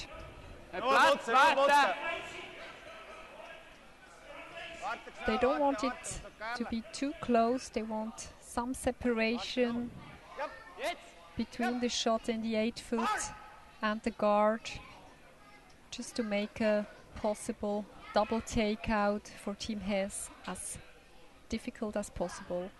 Nevertheless, he's going to attack that guard again, Team Hess. If he comes perfectly, they can aim for the double takeout, but make sure that they're going to open up safely. So right now, actually, Freiberger is in a pretty good situation to score 2. If he keeps on putting the guards right. like they've been doing.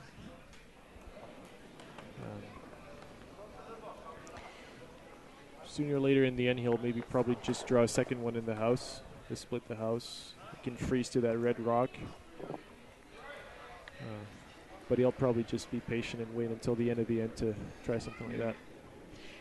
Again here though, it could be a turning point after this next rock, because if Sven Iten now is going to play another guard, Pascal could then again change his tactics and decide to play around it and just start to put on a bit more pressure on Team Freiberger and make sure that they're not getting an easy two. So I'm quite curious what Pascal is going to do with his next shot. Okay, the stone is also over curling, so considering the guard is good, problem. I'm sure he's going to attack the short rock now. For sure. But at least even if he hits that rock in the house, at least Mario still has a guard in front that he can use. So the situation is not desperate. Wenn du so nimmst, wenn du anspielst, das ist ein kurzer. Ja. Weniger.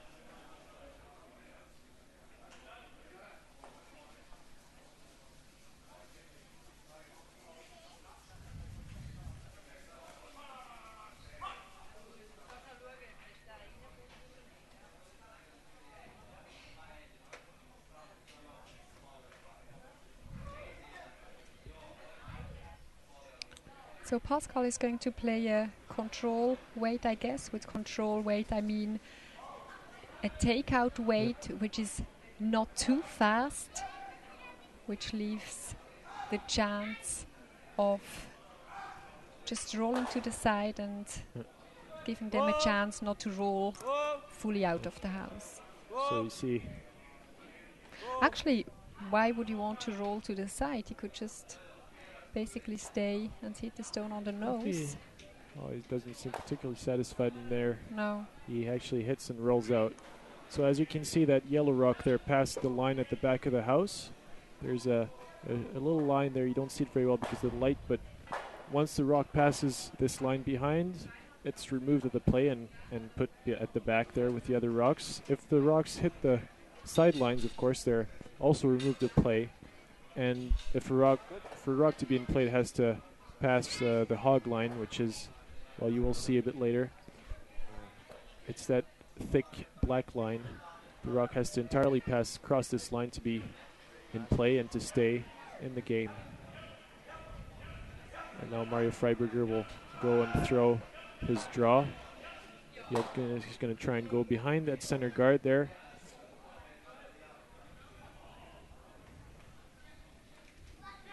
And here you see, very important, he's washing his rock, to avoid having any kind of little dust under it.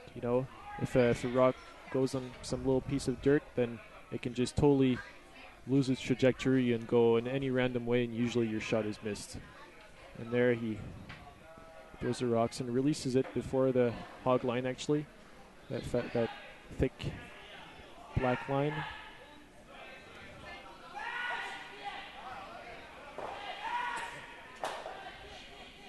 And then once it's past this other hog line there, thick black line there, it's in play.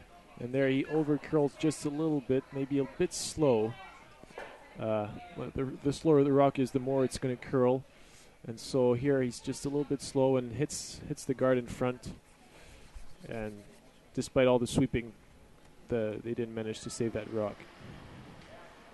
So one more chance actually lost, and actually one good chance for Hess now actually to maybe take a good advantage in the end. He's got two center guards. He can just draw one behind and put Mario in a very difficult situation. He would be facing two and one, and that would be there. That was also a good moment, just to draw behind those guards there. Absolutely, yeah. That was really a missed opportunity of Team Freiberger. That was their chance to score a two in this end. Now the pressure is all back on them, because with a nice draw to the forefoot behind those two guards, Team Hess is in a good position for a steal, or at least to sort of make Team Freiberger, just giving them the possibility to score one.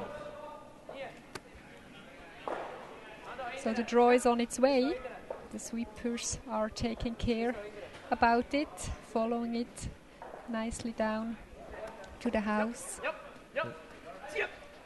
So sadly, he's just a little bit wide and deep, so he doesn't put that extra pressure on Mario, but still, Mario has still got to throw for the game now. I mean, if he, well, he has to make this shot, absolutely.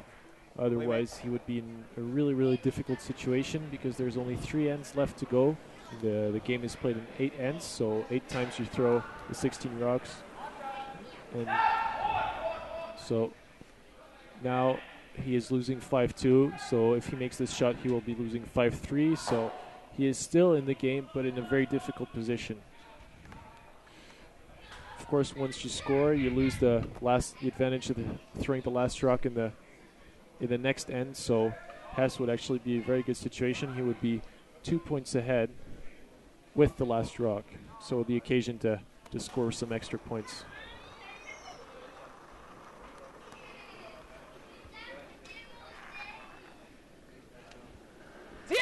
Linie, ja! Nochmal länge! Nochmal länge! Linie ist gut. Go hard! Kommen, kommen! Noch ein, noch ein, noch ein, noch ein! Noch ein!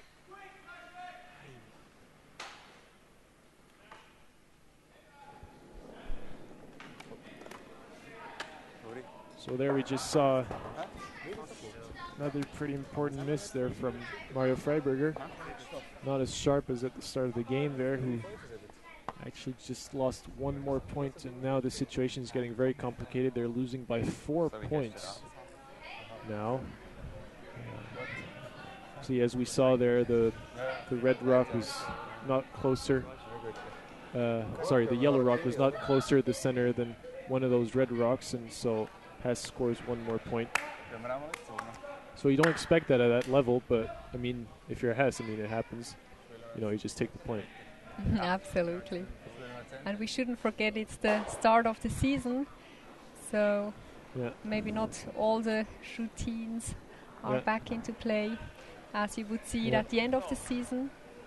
Yeah, it's actually quite a tough start of the season because, you know, your first tournament, still just coming out this summer, is actually a world-class tournament. You're playing like really, really tough teams. I mean, you're right away into the tournament, into the game and facing the toughest teams. Of course, most teams would also practice during the summer month, especially here in Baden. You have the possibility to train almost all year round. The curling rink is just closed for 6 weeks in May and June. So after a short break, after a long season, most of the teams will come back onto the ice and work on their techniques and team routines. There are a few other curling rinks as well where you can do that. Adelboden is also a curling rink which offers ice during the summer, where and a lot Baden of actually, teams. Well, many teams go and practice in Adelboden during the summer. You know, like you go spend 2-3 days there on top of your physical practice. You know, usually the summer is the time where you go and go to the gym and go do jogging, etc., and spend time training your physical condition, and then spend a bit of time on the ice, you know, to keep the touch. That's right, yeah. Actually, Adelboden has a very nice new curling rink. It's a 4-sheeter. They've opened 2 years ago. If you haven't been there up in the Bernese Oberland, you should go and check it out. A really nice facility.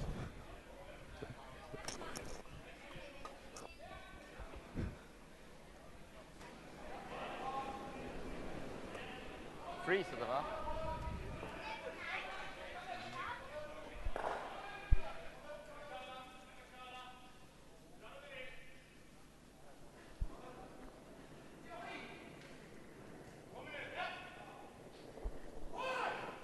Hier, voll! Tipp! Tipp! Wow! 5! Wow! 4! So here we are back in the 7th end of our feature game. Team Hess leading 6-2 in that last round robin game. Yeah, very important game for both teams. Hess needs to win to make sure that he still has a chance to qualify, and if Freiberger wins, he's sure to be qualified. So right now, Hess is winning, so one more step toward the qualification. It's going to, right now, Edin is winning 6-2, so he is on the good way to win his game. So that would mean that we'd have 3 teams with 3 wins and 1 defeat in this group. So to choose the 2 best teams, it's going to be played the last stone draw. You know, every team throws before, at the end of each game, 1 last stone draw, and you choose and you make an average of the distance between the center of the house and your rock, and the team with the best average goes in front. So the team with the worst last stone draw will be eliminated. Yeah, so that actually could turn out very exciting here. Yeah. Because after they played the last rock of the game, the teams are going to play that last stone draw. So we might not know right after the game who would go forward to the quarterfinals. We would have to wait for the measurement and the calculation of the draw shot challenge, which would mean they take the average of the best 3 of the 4 draw shots they played. Yeah, and so right now Eden is leading with an average of about 18 centimeters, and second is Freiberger with 35 centimeters of average, and Hess is third with 59 centimeters of average. So that last stone draw there is actually going to be extremely crucial for Hess. Yeah, and he would need a very good draw shot to actually have a chance to qualify. Yeah. Because right now the odds wouldn't be for him. Yeah. So he has to hope that Freiberger makes actually a very bad last stone draw, if he wins the game, of course, because it's not over yet. And he has to make a really good one.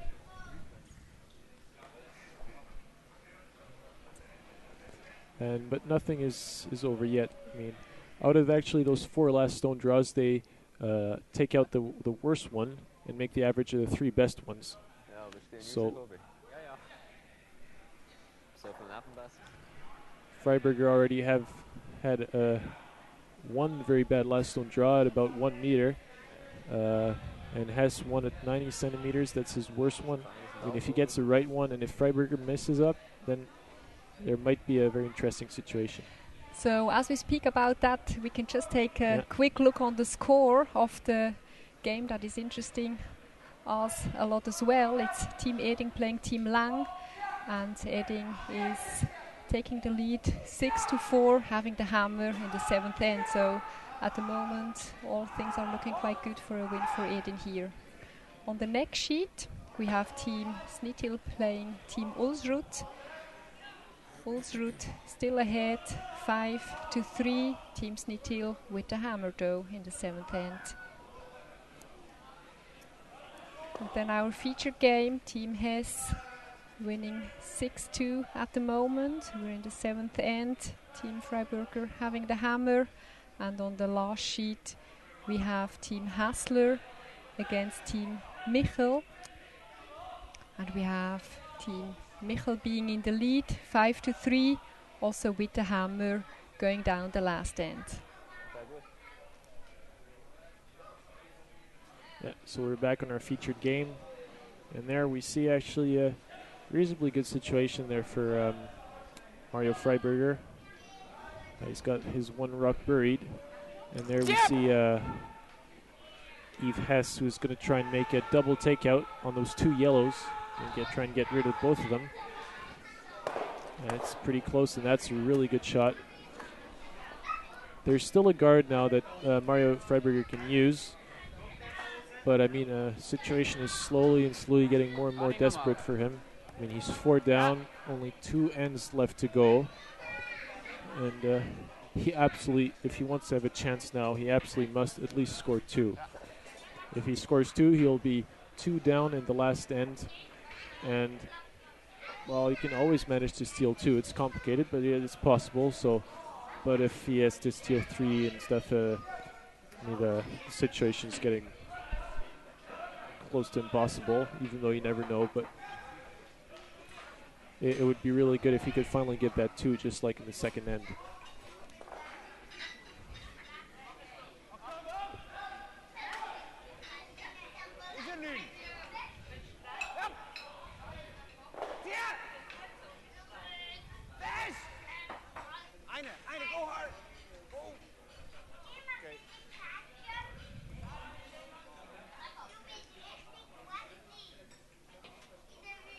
Nice attempt from Sven Itten to actually draw behind the 2 opponent stones. It didn't quite curl enough, so it's not completely hidden. And like that, Yves Hess can try to remove that stone and roll out of the way himself.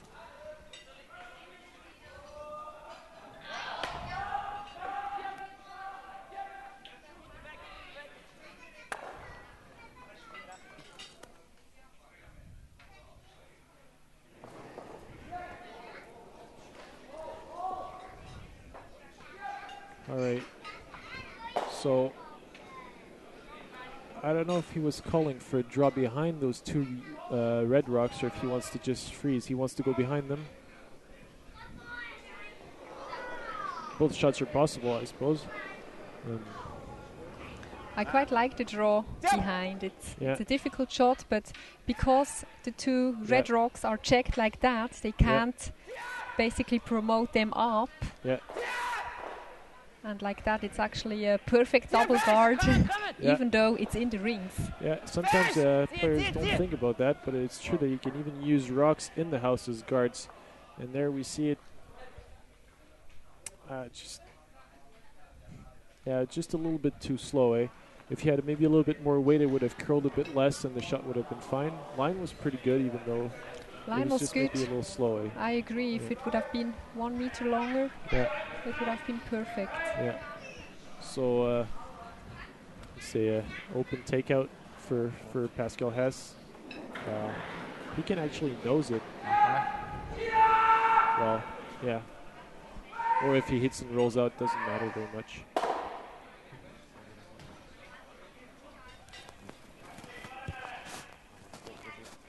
Ja, moet wel lading zetten.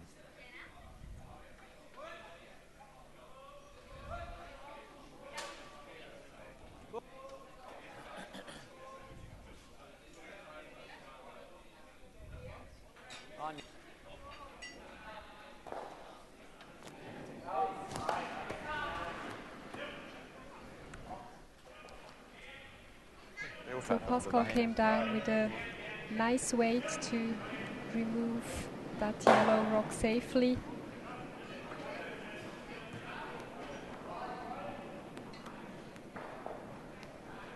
And Team Freiberger not having a lot of options.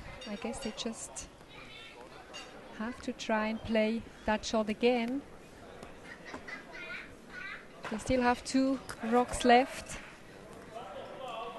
So if they manage this time to bury the stone nicely behind that checked stones, behind these checked red stones, there might be a chance of a 2 in this end. Yeah, well, that's probably the last chance there if he doesn't make that one right. He has to hope for a big miss from Pascal Hess. Achtung! Und jetzt nicht. Wie lang? It doesn't look particularly Okay, satisfied. He's looking. Actually, it looks not too bad. Maybe just a little bit fast this time. Seems a little bit fast, eh? It would be good if he could at least be in. Yes. So actually, this is actually a pretty good shot because he has a double on those 2. Reds, and he is in front of that red on the side, so he's lying third shot. Well, now apparently Pascal Hess will just play a guard in front of his two Reds, and then if he places it right, then I don't see how Mario can get any two. But if ever he doesn't place the guard, gets a pick or anything, then Mario actually has a good chance for two. He just has to hit this first red rock on the nose. Those two there stick together in the middle.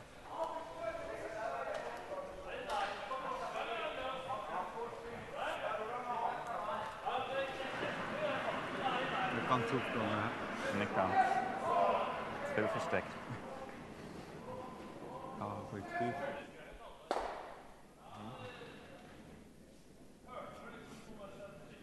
Geht nicht, das Rohr drauf gemacht. Das Rohr gerade, geht nicht, so.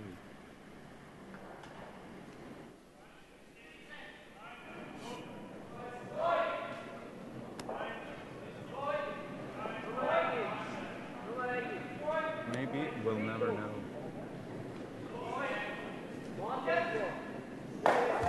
Spielen wir noch?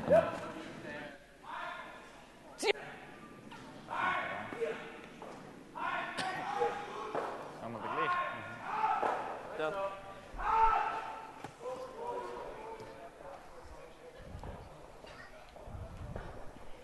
So the guard is not particularly well placed, but still they're forcing Freiberger to go for the draw there. Yeah, the guard is not perfect, but it's actually showing the right side of the stone. Yeah, that's it. That's true. If you want to guard a rock, sometimes you have to think, if I don't guard it perfectly, which side is best to guard, And on this case, I mean, it's the right side from this point of view, and they made it right.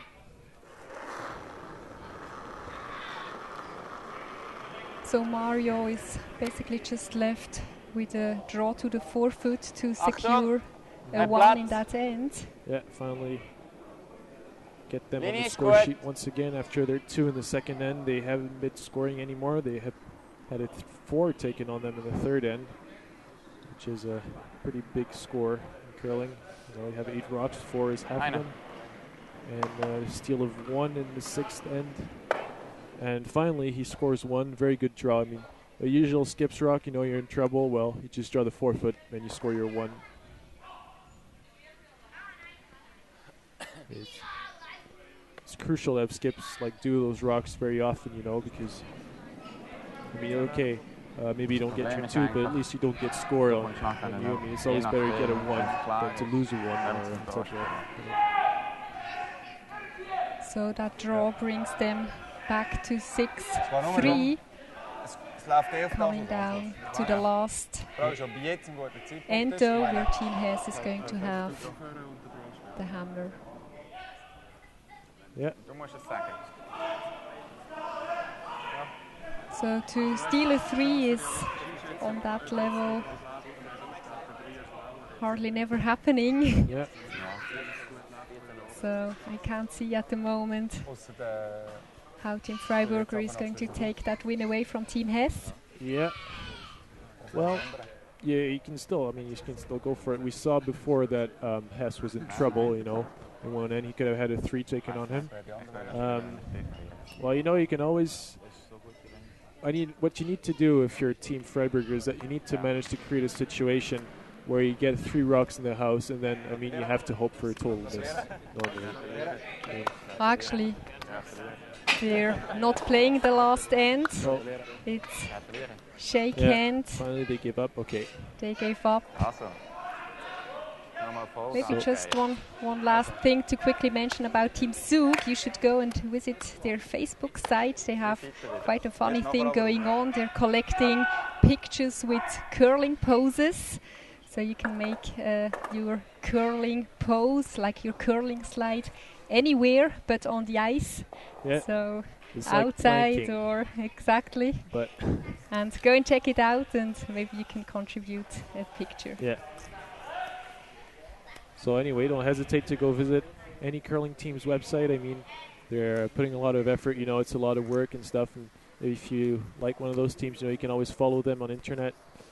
And I mean, now we are going to follow just the actually very important last stone draw moment. Like we said, this average between all those draws that they are throwing is crucial for the qualification, knowing there will be 3 teams tied.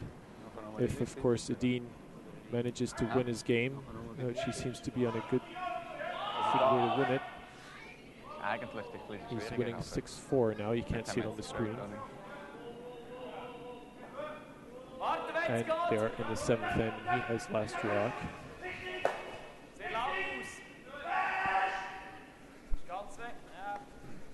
Baden just managed to make a draw for 2, so they're winning 8-4 and shake hands. So Adin just won. So that's official now. 3 teams at the top of this group, all tied.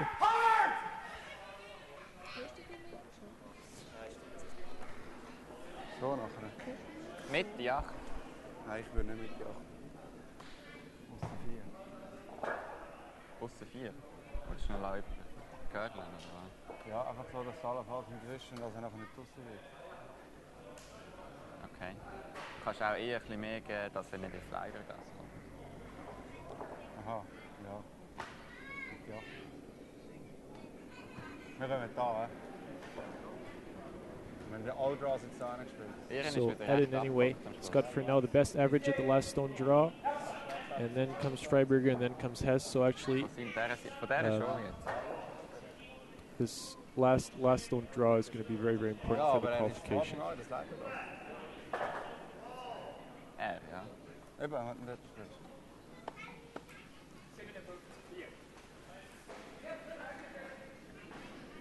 Da. Ist gut.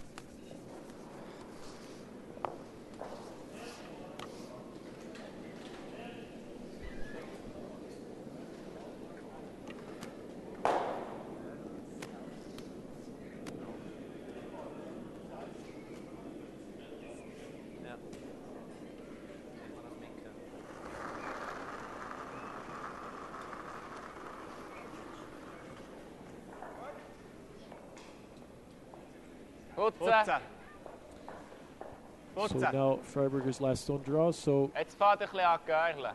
Has managed to touch the Achtung, 4-foot. Achtung! Sieht genug lang aus. Achtung! Achtung! Genau drauf! Pretty Genau drauf! good. Wow, They wow, could've wow, wow, closed the wow. button there. I Never, think never. They'll probably make it through. Rennen.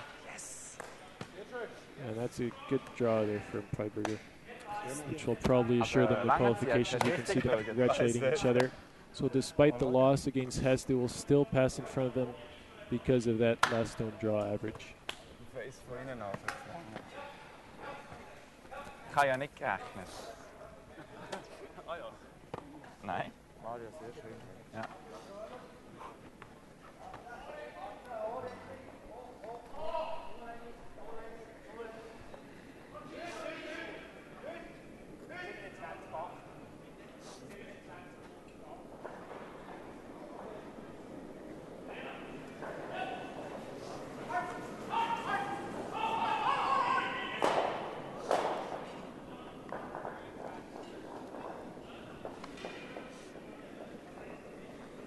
Gut, nimmt er noch 2 ab.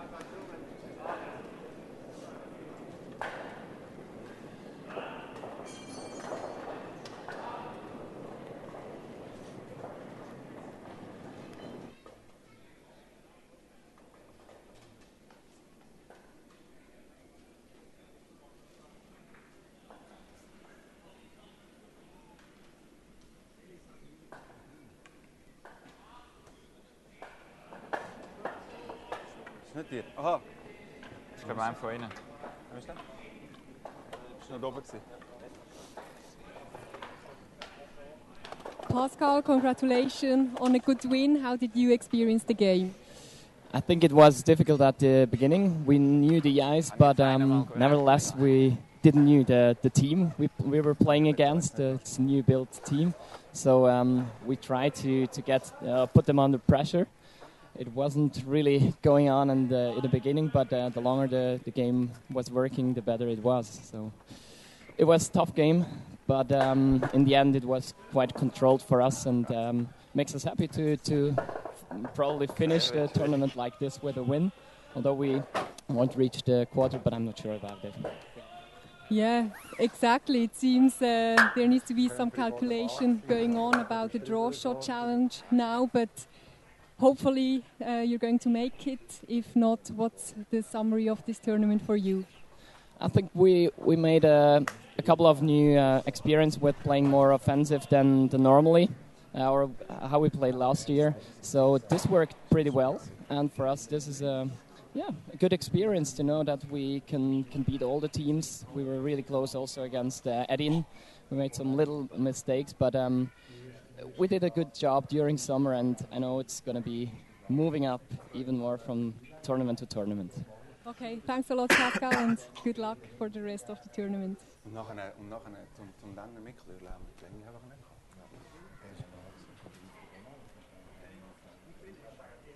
Okay, so this was live curling on Laula TV.